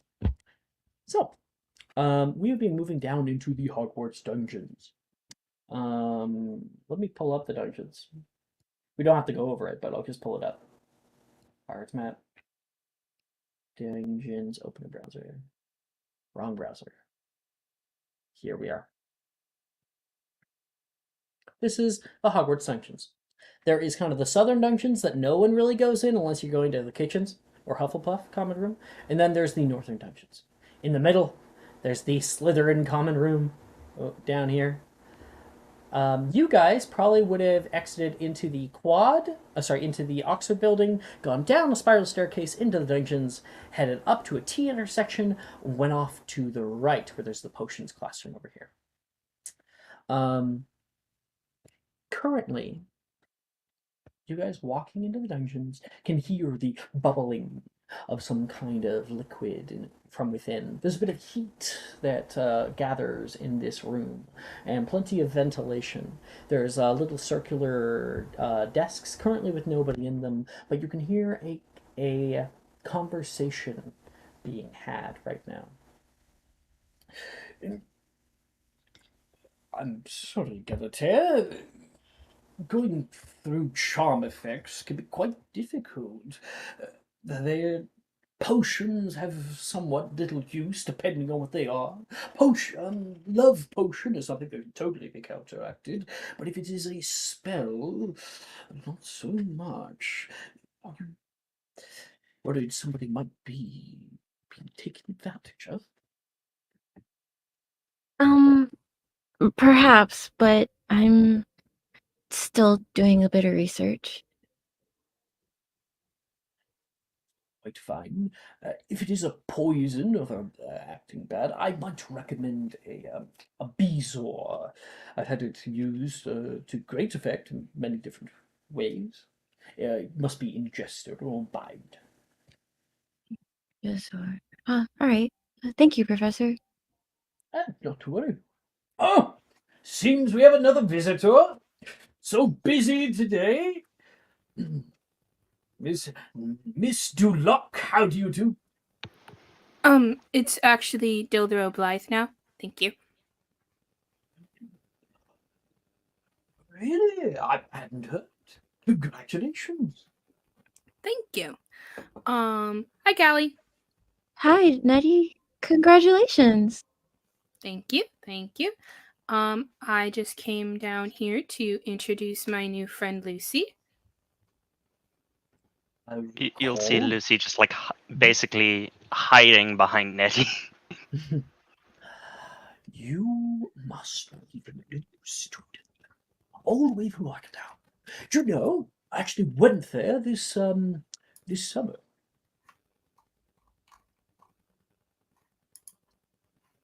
I did not. I don't. Most you wouldn't know at all. Yeah. I went there this summer looking for perhaps somebody of use.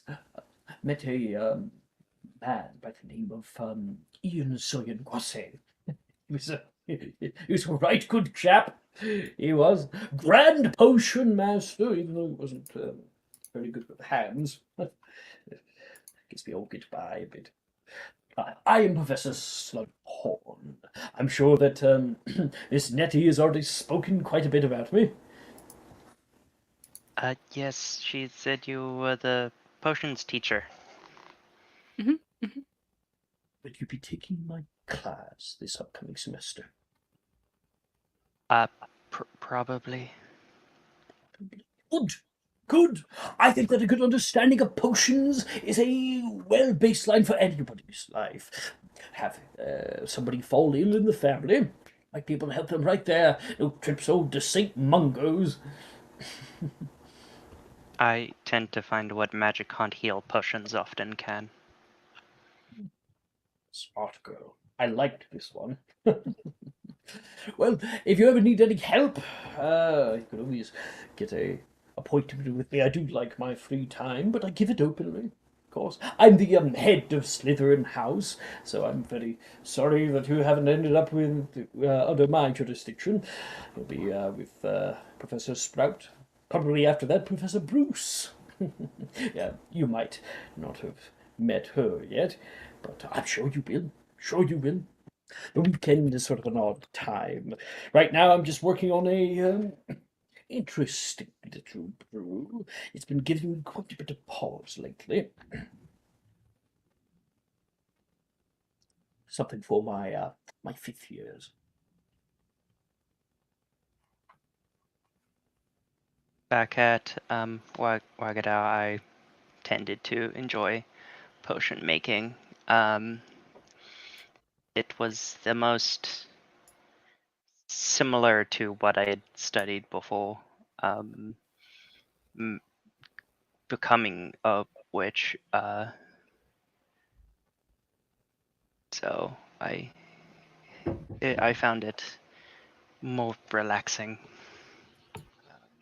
Yes, the smell of the potions ingredients, the feel of crushing something in your hands, the sprinkling of dust, and the heat of the fire. I understand. I've fallen asleep quite a few times brewing potions, something you should not do. Do not brew potions when you are haven't slept in a few days. Isn't that right, Galatea? I mean, a good dreamless sleep potion does wonders. Or wide-eye.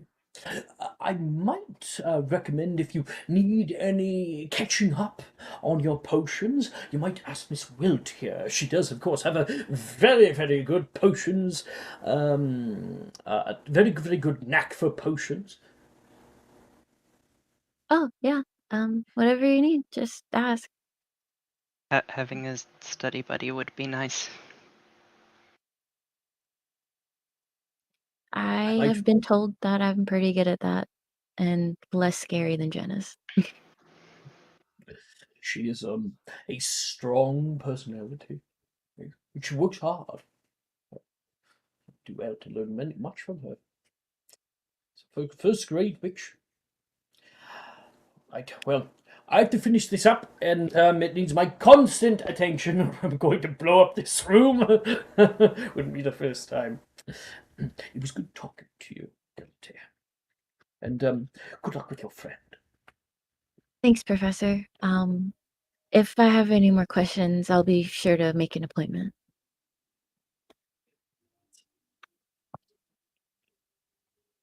And as you guys walk out into the hallway, you can see Rhiannon and Wilfred exiting a room together.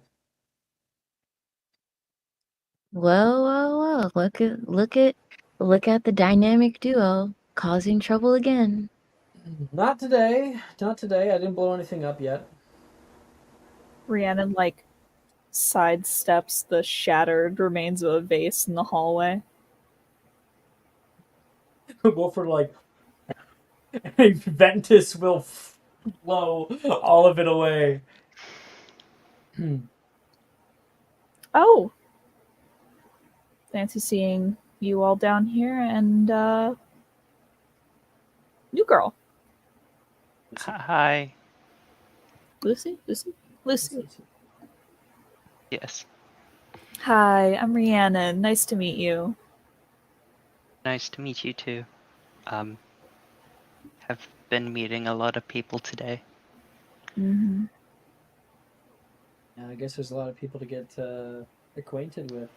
But not all of them are worth it, I'd say. Just me. And Rhiannon. And Galatea, maybe. Maybe. After what I did to help you in Transfig, I don't want to hear it.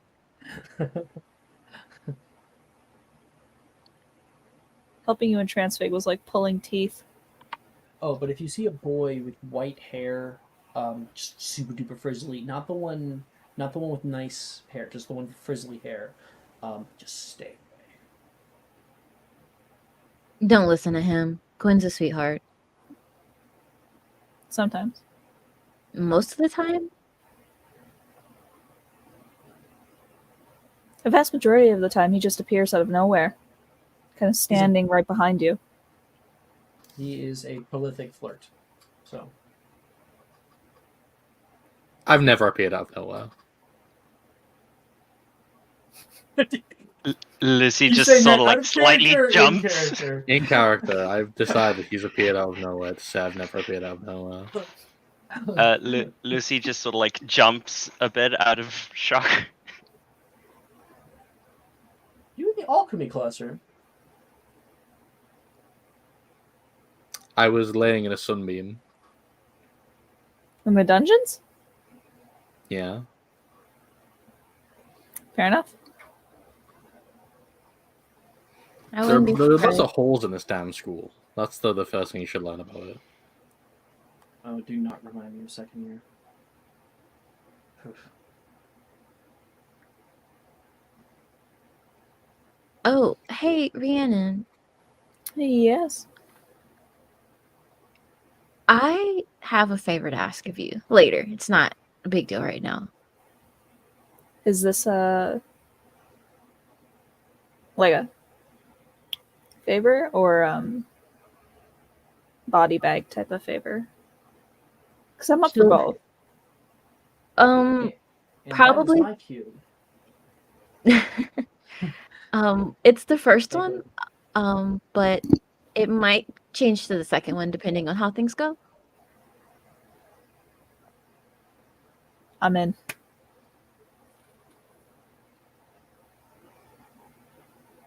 Great. Just tell me when. Are you okay? You look a little sick. Yeah, I haven't. Everything that's been kind of happening, I've been like really out of it. I keep forgetting where I put things. That's not good.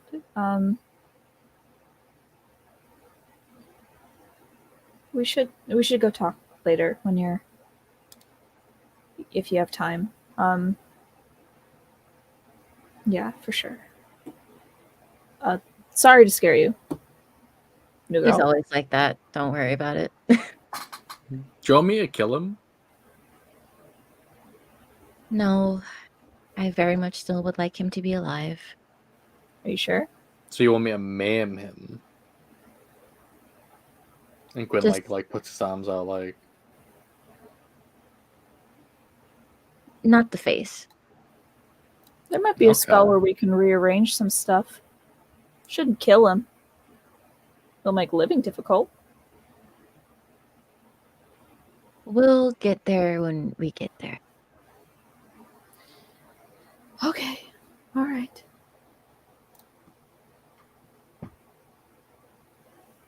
All right. Sorry, Yeah. Lucy, you don't need to hear our weird stories. Honestly, it's kind of relieving to figure out Hogwarts is just as chaotic as Wagadao. I think it's just us, really. Well, then you guys and my best friend would get along. That's good. I mean, I get along with everyone. I mean, I don't know how anyone could even remotely dislike me. So. That's true. Nettie, where are we going next? Our last location.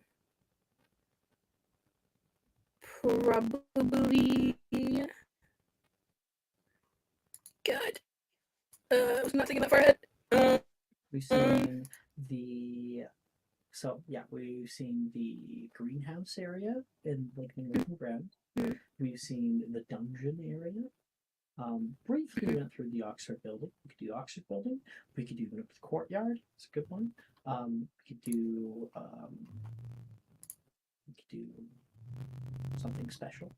So a certain place that you want, maybe. We could go down to the like Standing Stones area out by the forest. Go to the Quidditch pitch. Plenty of places.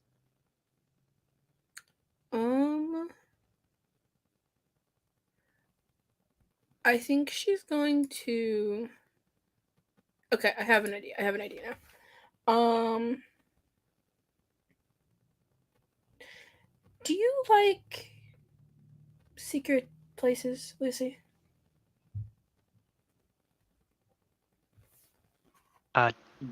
Kind of depends what gets done there. I mean, like secret passages that go to places and things like that. Sure. Great. Follow me. Nettie, And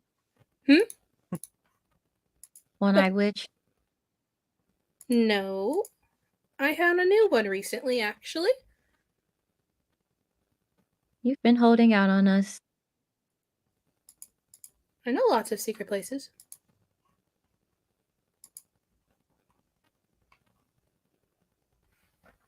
We'll lead the way.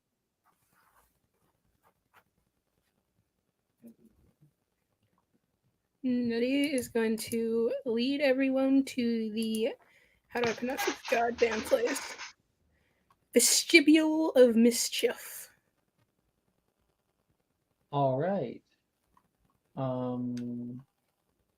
Okay. The Vestibule of Mischief is in the dungeons. It's not too far away of where you guys currently are. You guys continue on in that direction, and then taking a second.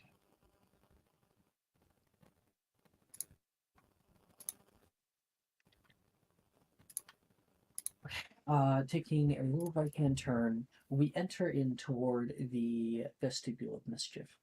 We walk out into a larger area, sort of like an underground courtyard. It currently has 4 large stone pillars that hold up the high ceiling. There is foliage that is all around on the outside, and there is a grassy middle with dark purple velvet grass that feels very, very soft. Around the edges of the pillars, there's like little gardens that have been created of glowing mushrooms. Some blue, green, purple or so that breathe a little bit of life into the space down here. And you can hear a conversation being had. I just like to come down here sometimes. You're welcome to if you want, Spencer. It's just don't sit on me. Huh? You're It's in like the Jordan vestibule out of of mischief. character saying, huh? No, this is Jordan saying what? Huh? What happened? I'm just telling you that you're welcome to come by if you want. Sit down. Can you It's please plenty comfortable. Can you please just straight up tell me what's happening? Because I'm confused as hell. So again, are you talking in character or out of character? This is Jordan talking. Out of character. What is happening? Oh, Out Set of character? the scene. Explain what's going on.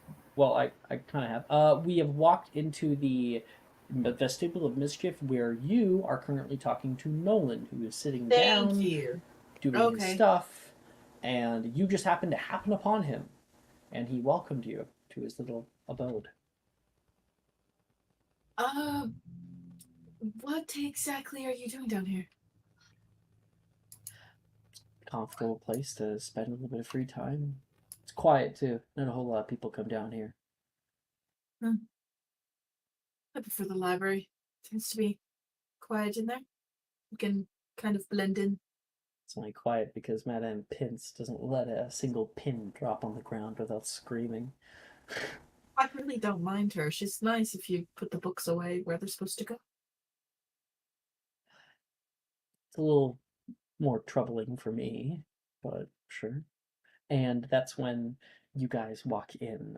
There's a large amount of footsteps you can hear on your right. You turn and can see Galatea, Nettie, and Lucy. I don't know about Rhiannon and Gwyn. I think they might have gone off on their own, or are you guys coming with?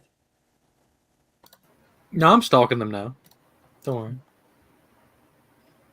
Yeah, I gotta talk to Galatea, so I'm attached. Okay, so everyone's here. Not Gwen stalking us. In like a cool way, though. Yeah, not a like non-problematic stalking. not like a fuck is it called? He hasn't found our social medias yet. The hide behind. Not like a hide Oh, behind. we don't need to talk about Lord, that. we don't bring that. Y'all lucky Brooke isn't here. She would have beaten your ass for mentioning that. We would have let her.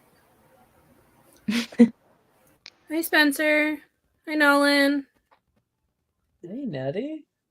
What are you guys doing down here? Feels like there's a party going on. I was going to show Lucy a secret passage I found down here. There's a secret passage down here. Where does it Oh, go? yeah. Just over there, actually. You actually point toward where it is. Mm-hmm. Has no one not told you about it? It was raining the other week, so it might be a little wet. That's fine. Ambiance is important. And sorry, did you say you were showing Lucy? Mm-hmm.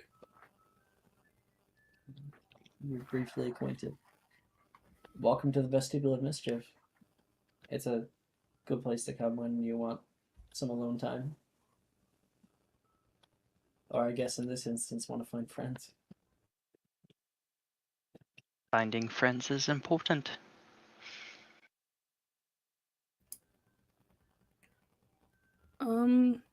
You're welcome. You both are welcome to come with us if you want. I mean, we're not going very far, but... Where are we going? Well, if you follow me, I can show you. Am I going to get in trouble for this? No, I don't think. I hate your ride. But there's a No one chance. says.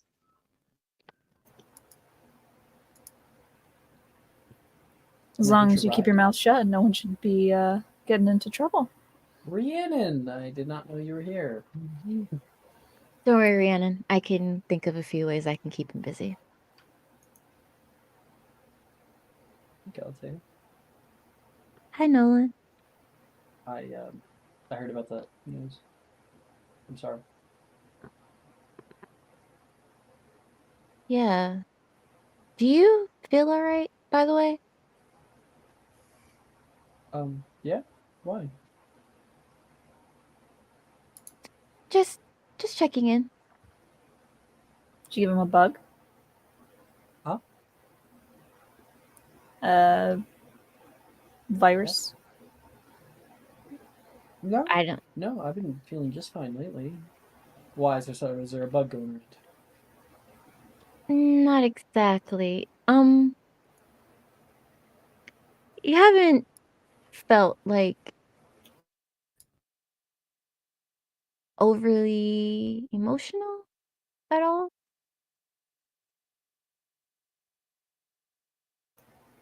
Zachary tell you. Tell me what. Oh. It's been an emotional day so far. Just trying to keep together a little bit.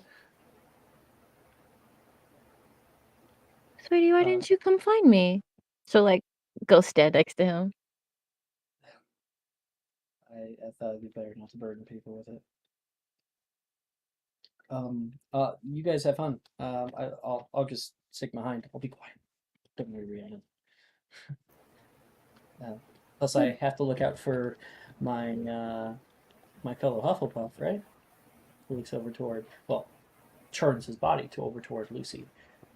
Now, Lucy, the way he's talking, and he also has he doesn't have a wand. He actually has a staff, like a stave, and he's blind. You might not have noticed the other night because there's so much going on. But Oh, I'll pull up his art. This one to remind. Fellow Hufflepuff, Nolan, the quieter one.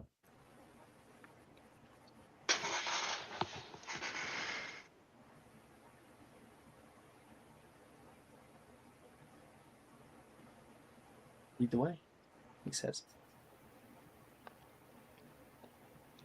Nettie? What is this magical thing you need to show us?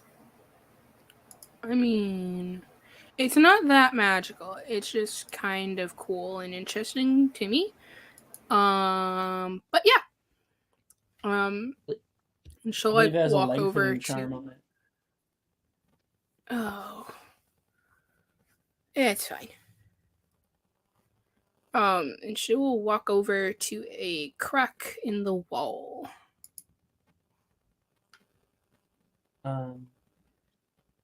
Yeah, you kind of pull some shrubbery aside. It's like it's over here. Nope, right there, and you can see a big kind of crack in that wall. You put your hand over it, touch it, and it will all begin pulling away like the entryway to Diagon Alley, and you can see a short tunnel that kind of leads up a little bit, and you see the base of a ladder, a wooden ladder at the end.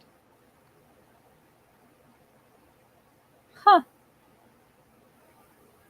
Metal. What do you think, Lucy?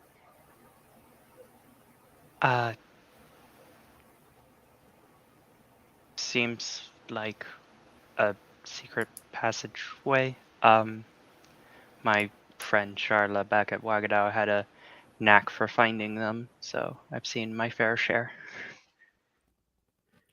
I tend Until I to tell you stumble about the upon one them. to the greenhouses. I haven't found that one. Gotta get good. I think you might have a little bit of a leg up on me. It'll be fine. Actually, Nettie hasn't been here that long, comparative to you. It's true. She left for a year or so, so maybe you really should get good. There's no one I was talking about. And we kind of move through the tunnel, and going up, it is a little bit wet right now. There's like earth that is running down with a bit of moisture, and you kind of grab a rock and move it off to the right, and step up, poking your head up. And Lucy, when you do, you can see you have moved a very far distance in such a short amount of length. And you pop your head up over by, I believe this goes to the Groundskeeper. Maya. I'm just making Yeah. sure that we're Groundkeeper's the up. same one. Yeah. Yeah, you pop your head up over at the groundskeeper's hut. The castle is far away on the cliffside to your back left, and there's like a path moving up a hill and a little like wood and stone hut nearby. You can see right now there is a garden with giant strawberries that are being created by somebody. Right now, like he is kneed down into the garden, weeding something, and you can see Hagrid nearby. Everyone else. Obviously, Lucy would know who Hagrid is, but you can see a kind of mound of a man. We should probably go say hi. Fresh air. No one says. Spencer, you coming? Yeah, of course. I'll come in. No one will put a hand down to help you up. Thank you. No, you can ask for help more often. You can rely on us, Hufflepuffs. We got each other's backs. Do you? It's lovely to know. Thank you. I get told often I should have been a Hufflepuff. Red's definitely your color, Nettie. Definitely. No one says as a joke. Well, I think we should go say hi. And she will, like, skip over to Professor Hagrid.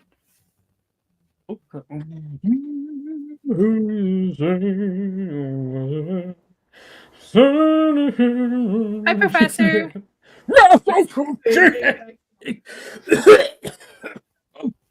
Dear! Hey there, Daddy!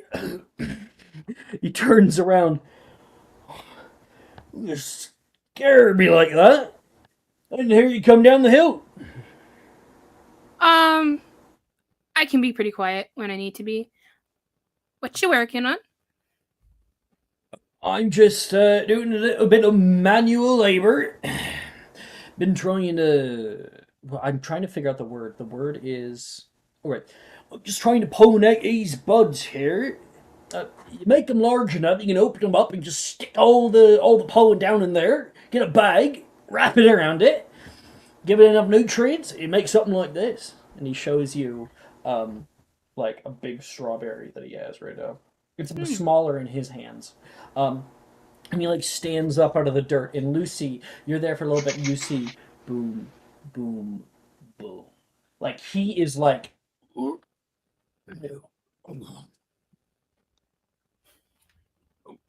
oh, you see it brought a newbie. The camera angle. How do you do? I do good, thank you. Someone with a sense of humor, I see. He looks around. So many out today. I was just working on a pie. Maybe you want some? Kind of pie, Hagrid, Professor. what do you know about dolphins? I know they're mammals. They don't actually breathe water, or the oxygen in water. They're very, very smart creatures. I know that some of them are even freshwater. There's some that live up in the Mediterranean. Met them a time or two before. Mostly keep to themselves. Keep in small packs. They have a family unit. Oh, sorry, am I rambling again? I'm just saying, I'd like you to imagine for a moment, because they're intelligent and thinking and feeling creatures, Hagrid. I'd like you to imagine what happened if you gave a dolphin half-baked teardrops. Would it cry? This is what I'm thinking about right now. Sorry, why It's did we actually come a here very again, good everyone? question, and I would purport that it wouldn't do much, or it might have a very odd effect. See, personally, certain potions don't work on me. Murtlap essence don't work too well. I have to heal my wounds on my own, as well as Wiggenweld potion. When I'm out like a light. And that's due to my personal heritage. So I imagine that a dolphin will be even less inclined for potions to work on them. I think they're made for human physiology.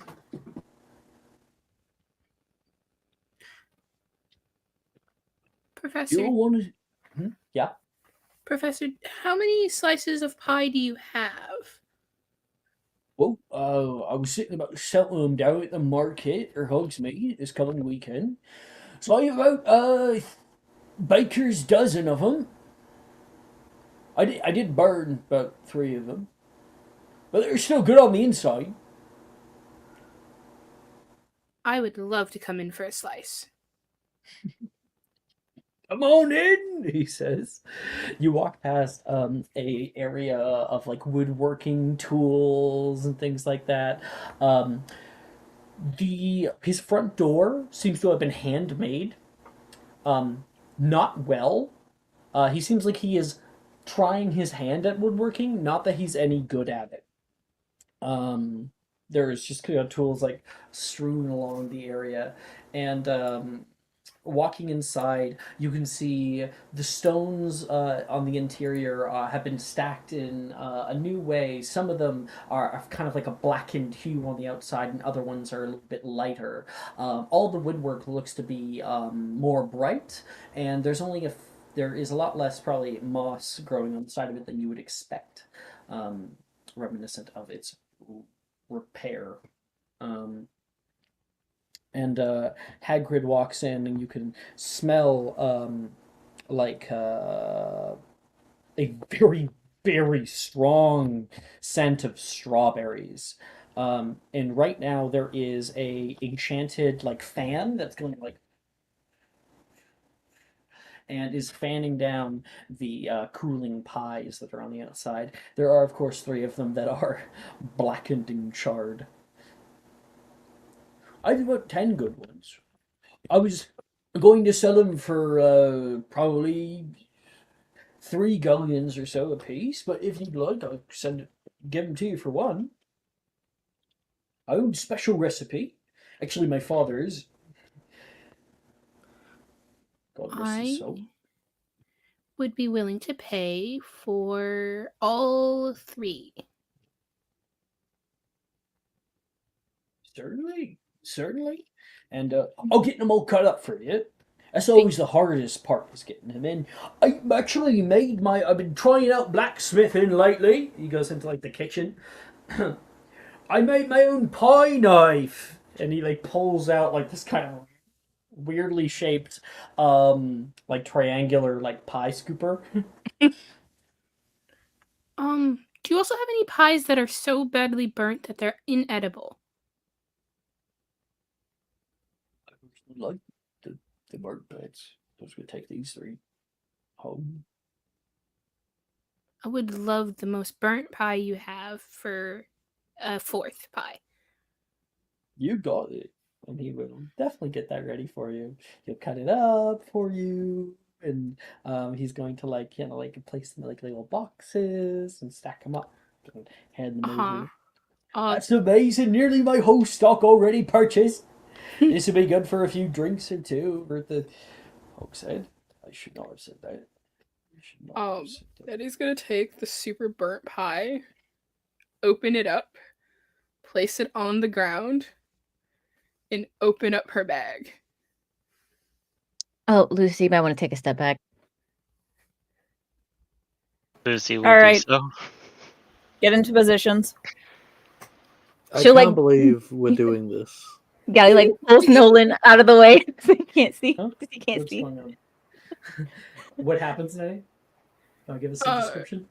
Yeah, so she just like opens up her bag and looks inside. Come on, I have food.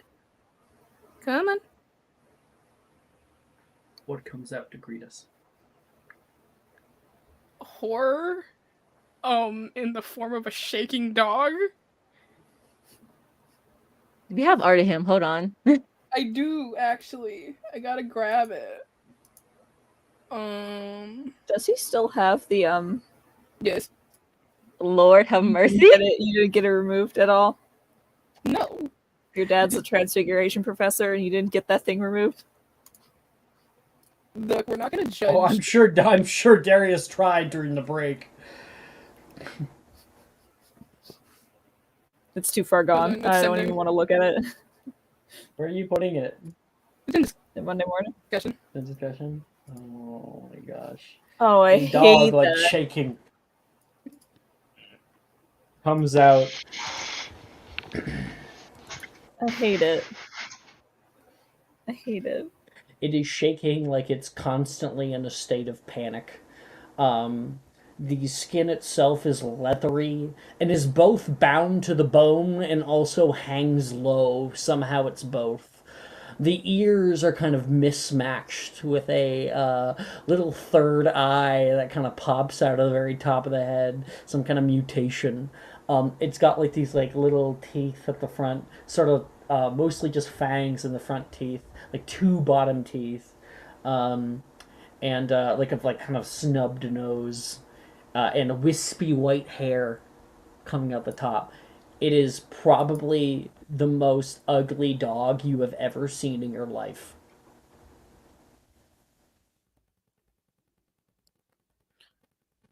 This, Lucy, is Logan. Hi, Logan. Oh, wow. Hagrid says, looking down toward it. Amazing that is. Hello. It like immediately yells at him. Bit testy, isn't he? And he'll Mhm. like, while you're like not looking at him, he's going to like bite onto the side of the pie and just pull it down into the bag, and you can just hear. Hagrid, can you identify what this creature is? Because he's not normal. This He's is. a dog. I not a don't think dog. he's a dog. You need him identified. Could you, for our sake, at least? He's a Nettie's been saying he's a dog from day one, but I have my suspicions. Dogs don't have 3 eyes. I thought he was like. Look, he's just doing his best, okay? I can't tell if he's a chihuahua or a pug, but he's one of them. He's neither of them. He doesn't look like No, either of not those. at He all. looks I thought he was like a demon. corrupted Krupp. Oh, he's certainly not endemic to this region. Probably South America, if I'm not mistaken. What do you mean, Professor? Where'd you find him? Well, I might have. There was this whole. Okay. And she's gonna look at her friends. There was a, trip that I went on with my family. Or, no, they're not really my family. With my home, to, go recruit other people to join us. And I may have found him on the side of a road. He seems to like you. Two of you have developed quite a bond, I see. Yeah. He's my best friend. That's right. That's very, very nice. He's not a dog, though. Definitely not. Finally, the truth comes out. Not a dog. Oh. I'd have to get a good look at him to give him a proper specific species, but I might have an idea. Give me a second. Logan, here.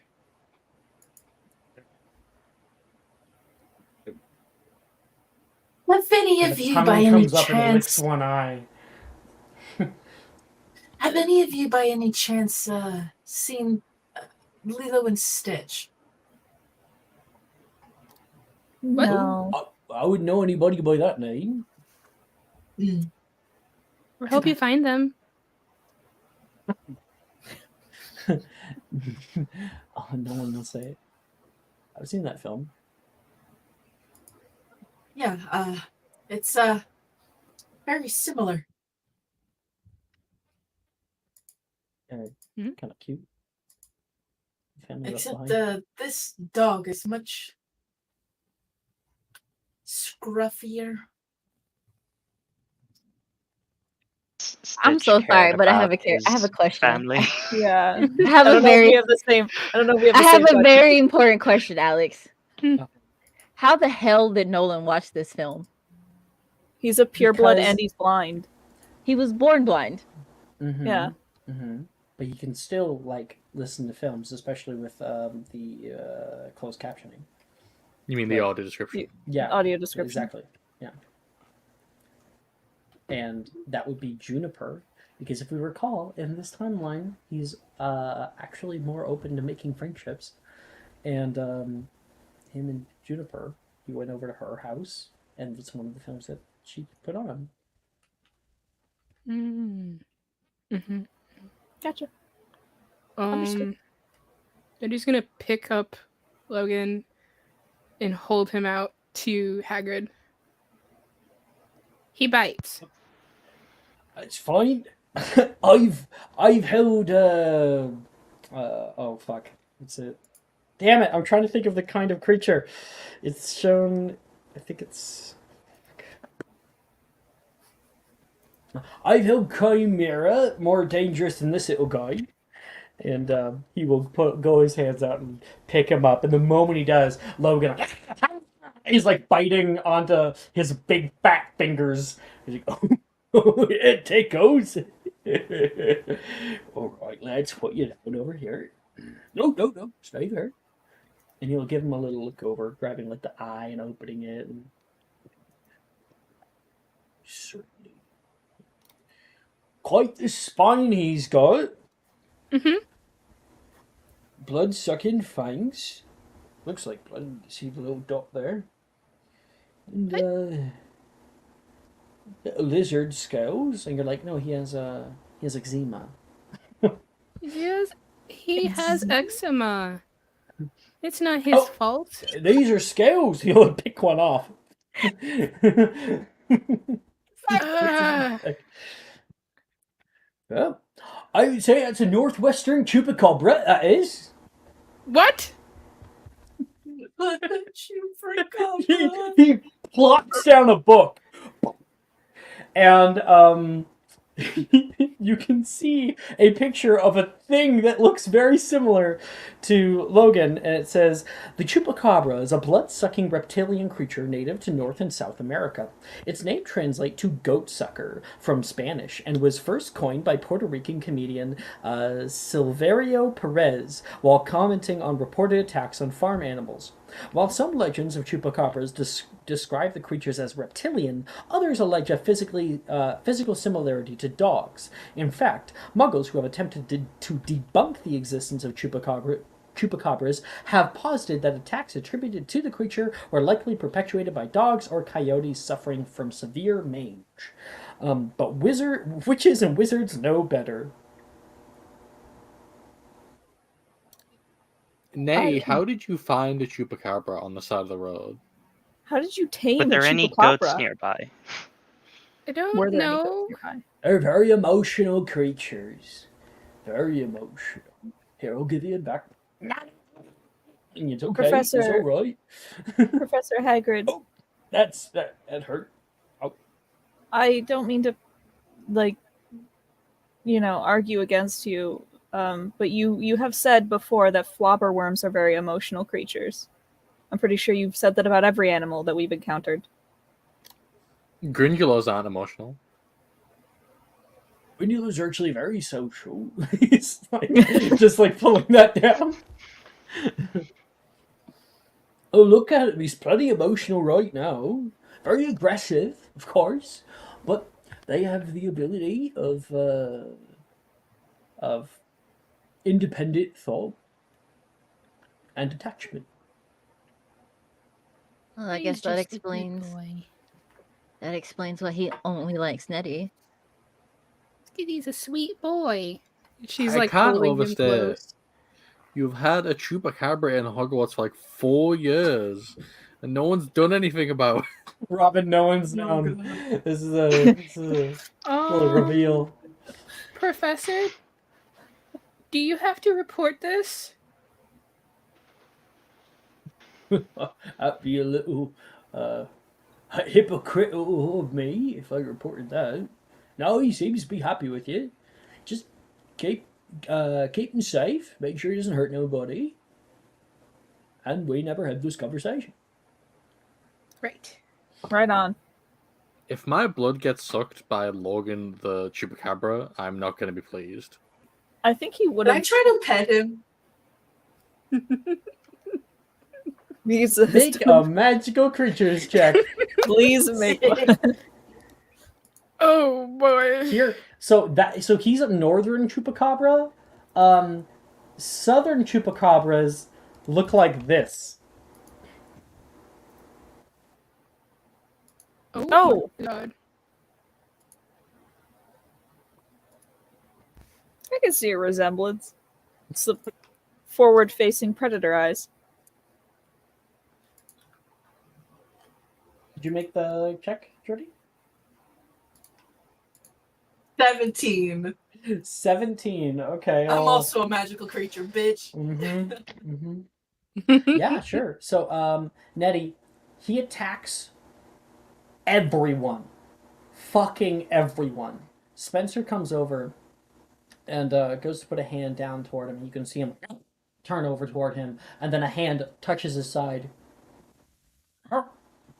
And he gives a nice pet to him. You can hear a gurgle. Friend. He is actually quite sweet, even though he's ugly. Did that thing just Exactly. purr? No, it definitely gurgled. He's purring. He's not purring. He's not a cat. I need to. Maybe You said it that's with the- a dog. Surely, if it's a chupacabra, it can't purr. Maybe it's like You- the reptile instinct. It's like clicking. I think he likes you, Spencer. It's not so bad. Exactly. See, everyone likes to make fun of him, but I think that he has a lot of character. Oh I'm gonna shit! pick him up. Wait, here's the Snuggle best him while image we're I talking. found of a southern chupacabra. It's a southern chupacabra. The bug eyes really kind of Yes. Those are in South America. You found yours in Central America. If you want to hold him, Spencer, you can. Oh yeah, he's gonna like pick him up and like cradle him and like give him like the belly tickles.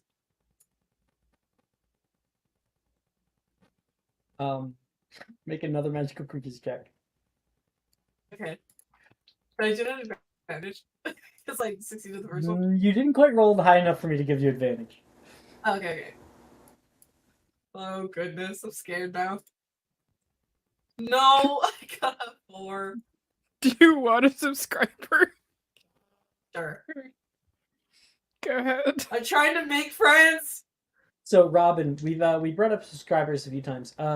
So obviously we stream to Twitch, 15. That's much and better, thank you. we got plenty of people who are subscribed to the Twitch channel, and I wanted to give a little bit of a boon to them. So depending on what tier you're at, 1, 2, or 3, you have that many advantages to give to other players during the week, and then they refill every week. So it's just like a little camaraderie thing that we can do for each other. Nice. That way it's not pay to win, it's paid for others to win.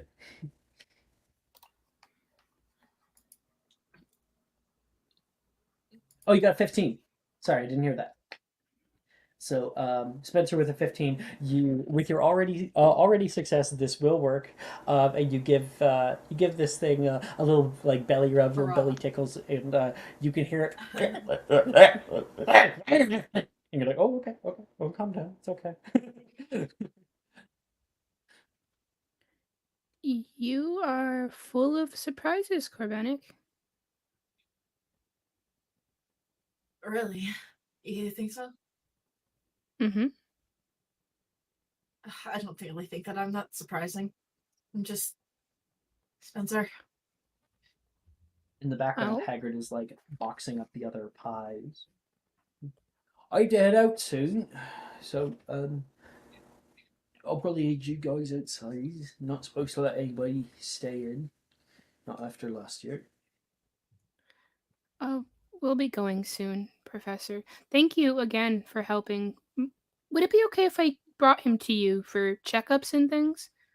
It's a very good idea. They do get throat lice, so it's best to check him up on that. Please. Mhm. I'll make sure. I saw it. I don't know why I found that funny. I just did, I guess. Really can't crack them. Jesus.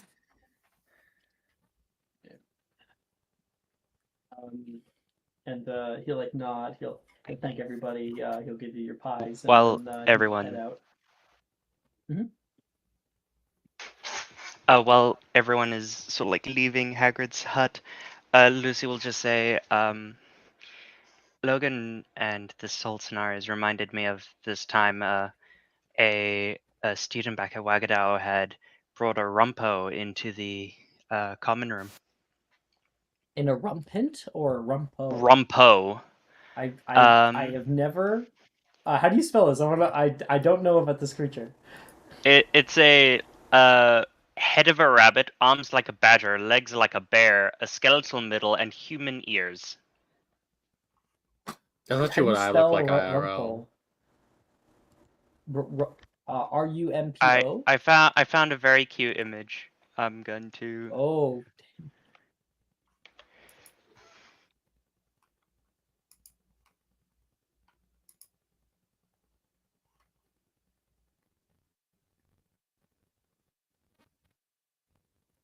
It's like Oh, weird. an otter and a weasel and something else. Did you find the image? That's very cute. I've never actually seen one of those. Only read about them in old books. You Yeah, they're find from one? the Bring it African my region. way. There's lots of interesting ones. One of my favourite, I did get a chance to see one of these. Well, it wasn't being treated too well. He's a parrot. There you go. They're tall ass creatures, and he describes maybe if I search my Pinterest really quick, I'll be able to find it. This is a creature for which you would be familiar with. I'm pretty sure I'm about to find it. Keep going down. Shoot. I thought it was in this board here, but I am unfortunately not seeing it. That's. Oh wait, no, it's in a different board. Give me 3 seconds. Give me 3 seconds. To Geesey.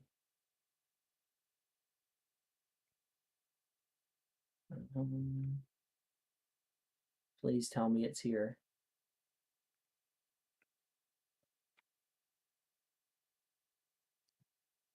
Oh, I'm so sad if it's not here. Shoot. It's basically like a giraffe, except it is partially like plant based. So it has like large plumages of green, sort of leaf-like appendages that come off of it, and like mosses grow along its back, and they use it as like camouflage in forested areas. So it's a forest giraffe.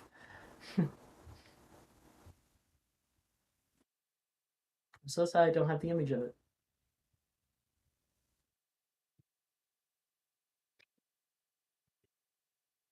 And you and Hagrid talk about magical creatures for a little while before he kind of lets you guys out on the grounds, and you guys stand uh, on the side here, looking up toward the school. You can hear the large bells ringing, bong, bong, and the sun is starting to come down. It's been a busy day. Lots of talking to friends. Tomorrow, the group tournament will begin.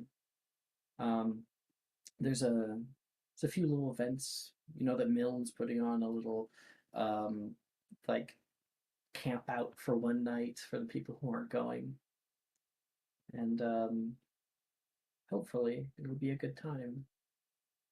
I turn the last few minutes over to everybody.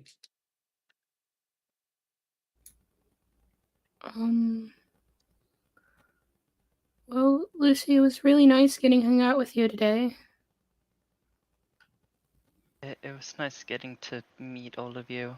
I was very worried at first that I wouldn't get to make any sort of good impressions, but I'm hoping I managed to. You're not the only one who worries about things sometimes. No one says. I mean, just like a Billy and Ravenclaw, you go. Yeah, that's my middle name, Rory.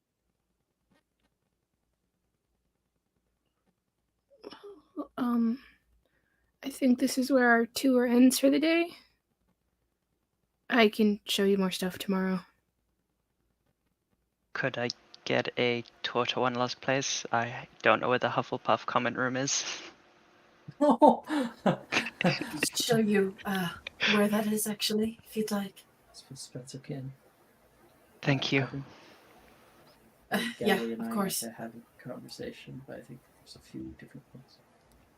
Yeah. Yeah. I'm gonna go spend some time with Arnesia before she goes into group tournament, so. Are you guys like officially, you know? Yes. Why did that sound unsure? Because it's one of those things where we are, but not really in front of Gemma. Sometimes I don't know. It's weird, complicated. It's cute. It's odd. I thought she was going out with Macy. Nope. All right. Well, congrats. And Nate, Nolan will give you like a little punch. She'll do it back. Talk to you guys later. See you later, Nettie. You. Bye. Tell Alicia I said hi. Bye. I don't know if there'll be much time for talking, but sure. Right. TMI. TMI, Nettie. I'm an open book, Anderson.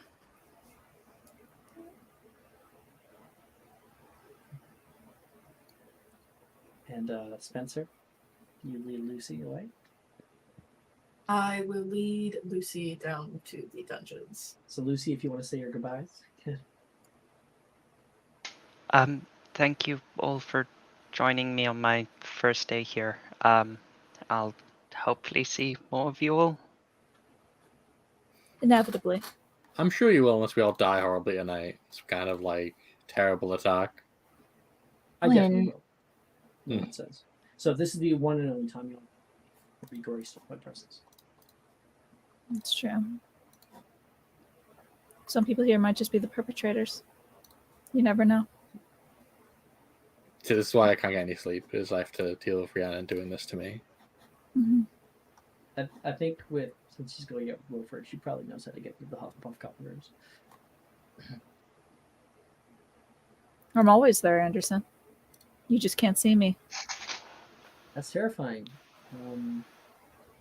That's how I know your room's a mess. Whenever you're ready, I'll be up in the clock tower courtyard. Yeah, I'll catch up to you. My room is not a mess. It's just a little untidy. I know what you have on your floors.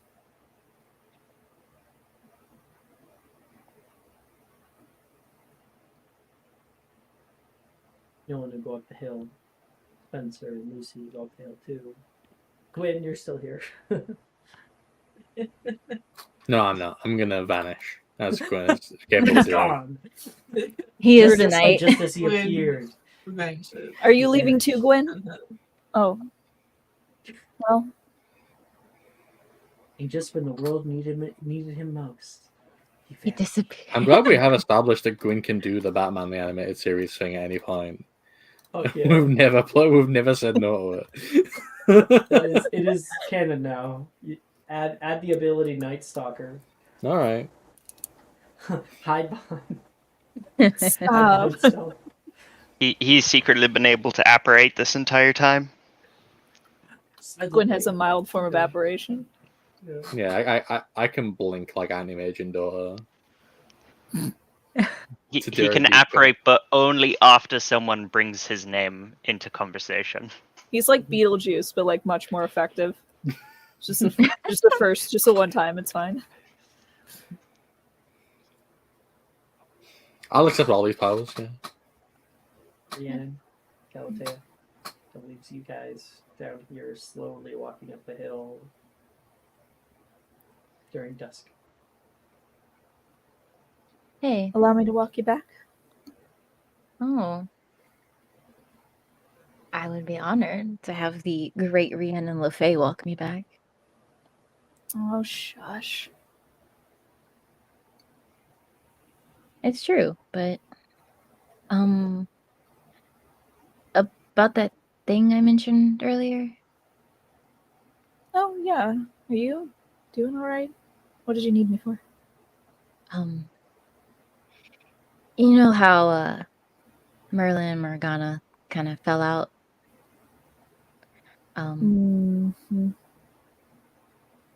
It turns out she gave him a gift afterwards.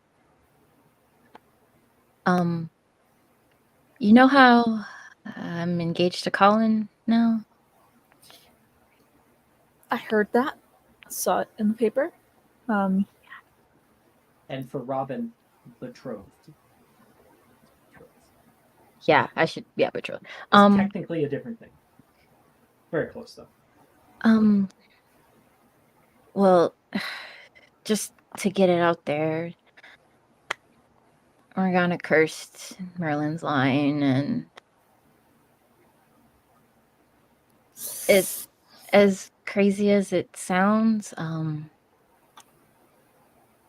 I'm betrothed to Colin because I will slowly fade away if I marry someone I love.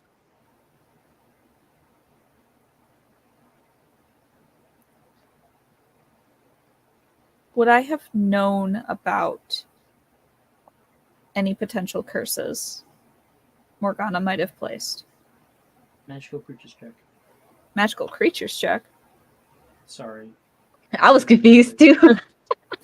It was just a Freudian slip.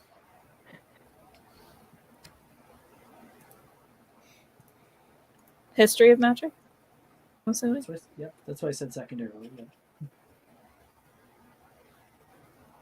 History. I don't get anything. Do you have keen mind? Because it gives you advantage. I do not have keen mind. Oh, you know what?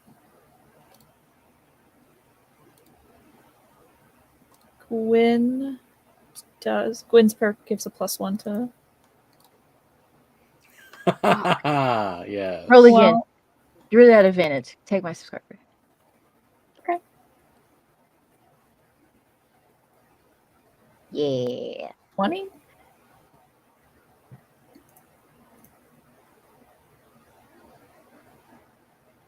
Dirty 20. Oh, dirty 20. Yeah. Sort of later on in her life, nearing like later 30s, she kind of went on a rampage.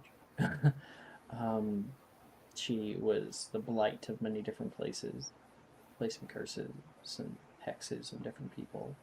People that she deemed to be problematic, bad, kind of acting as this lone judgment. And it was stated that she had a kind of not on again, off again, but rather like a reoccurring problem with Merlin.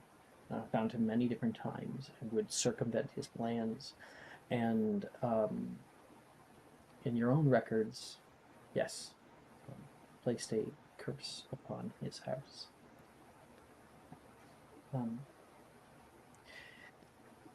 Now, because you don't have keen mind, you don't recall the exact wording of it, but you do know that somewhere at home there will be a book that probably has the exact wording of the curse that was given.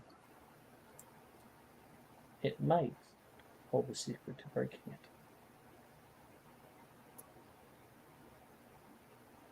Yeah, I heard. My mother growing up, obviously, because of the whole bloodline thing, she collected a lot of histories, accounts. I don't know, first, primary sources from as many as she could from that time. And I remember her telling me about like a series of curses that Morgana, acting sort of in judgment, placed. That one did come up. I didn't think they were all real, obviously. But is that the reason you and Wonder Boy have like? Yeah. I don't. There's something off about him. He's not acting like himself. I don't necessarily know how the curse works. My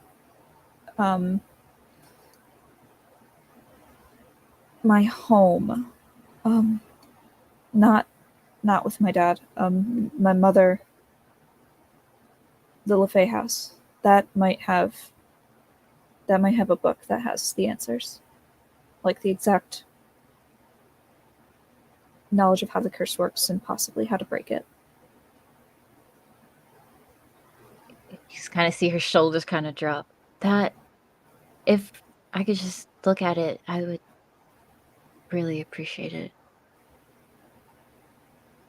Morgana was tricky. She probably didn't make it very easy for it to be broken. Obviously, it persisted. I don't think Merlin's intention was to have it, be carried on his line. Yeah, I don't really think anyone wants these things to kind of happen, but well, we're here. We are here.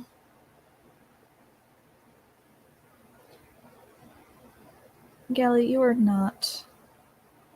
Don't worry about what I'm just saying. Just keep going. Gally, you are not Merlin. You don't deserve to have this.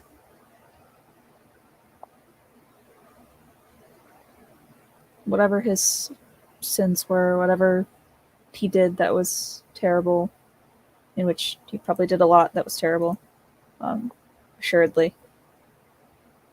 At least of one thing. That shouldn't reflect on you. So anything that I can do to get this curse removed, I'll do it. Thank you, Rhiannon.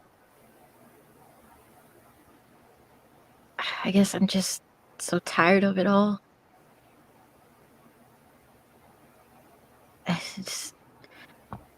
The name Wilt is just carries so much, and I'm tired.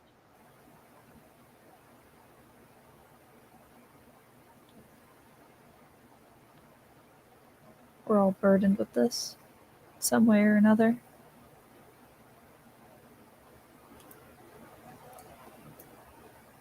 We'll get this sorted out. We aren't going to leave you to, marry some pathetic asshole and be miserable for the rest of your life.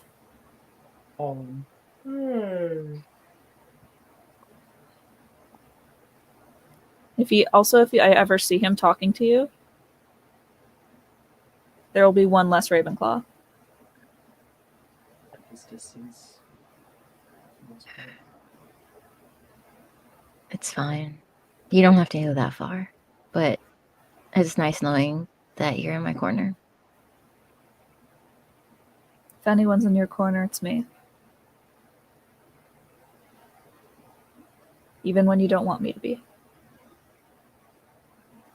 I don't think there's ever been a time where that's the case.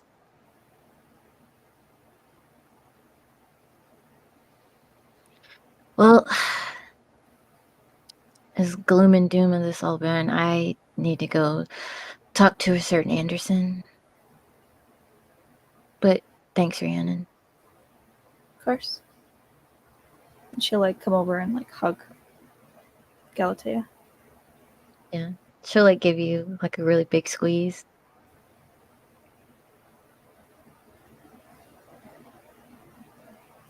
All right, go on. Find your blind blonde wonder. Do you really have to call him that? I mean, he'd laugh at it, I think. Probably.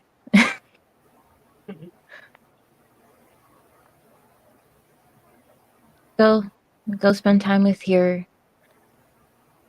I don't even know. Go spend time with Wilfred before he leaves for the forest. I'll try. Either he will find me or I will find him. You guys are like magnets that way. Kind of cute. Oh, thanks. She'll roll her eyes and walk off. And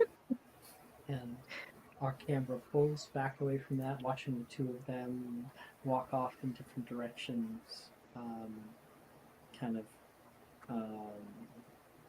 Brienne standing around the courtyard.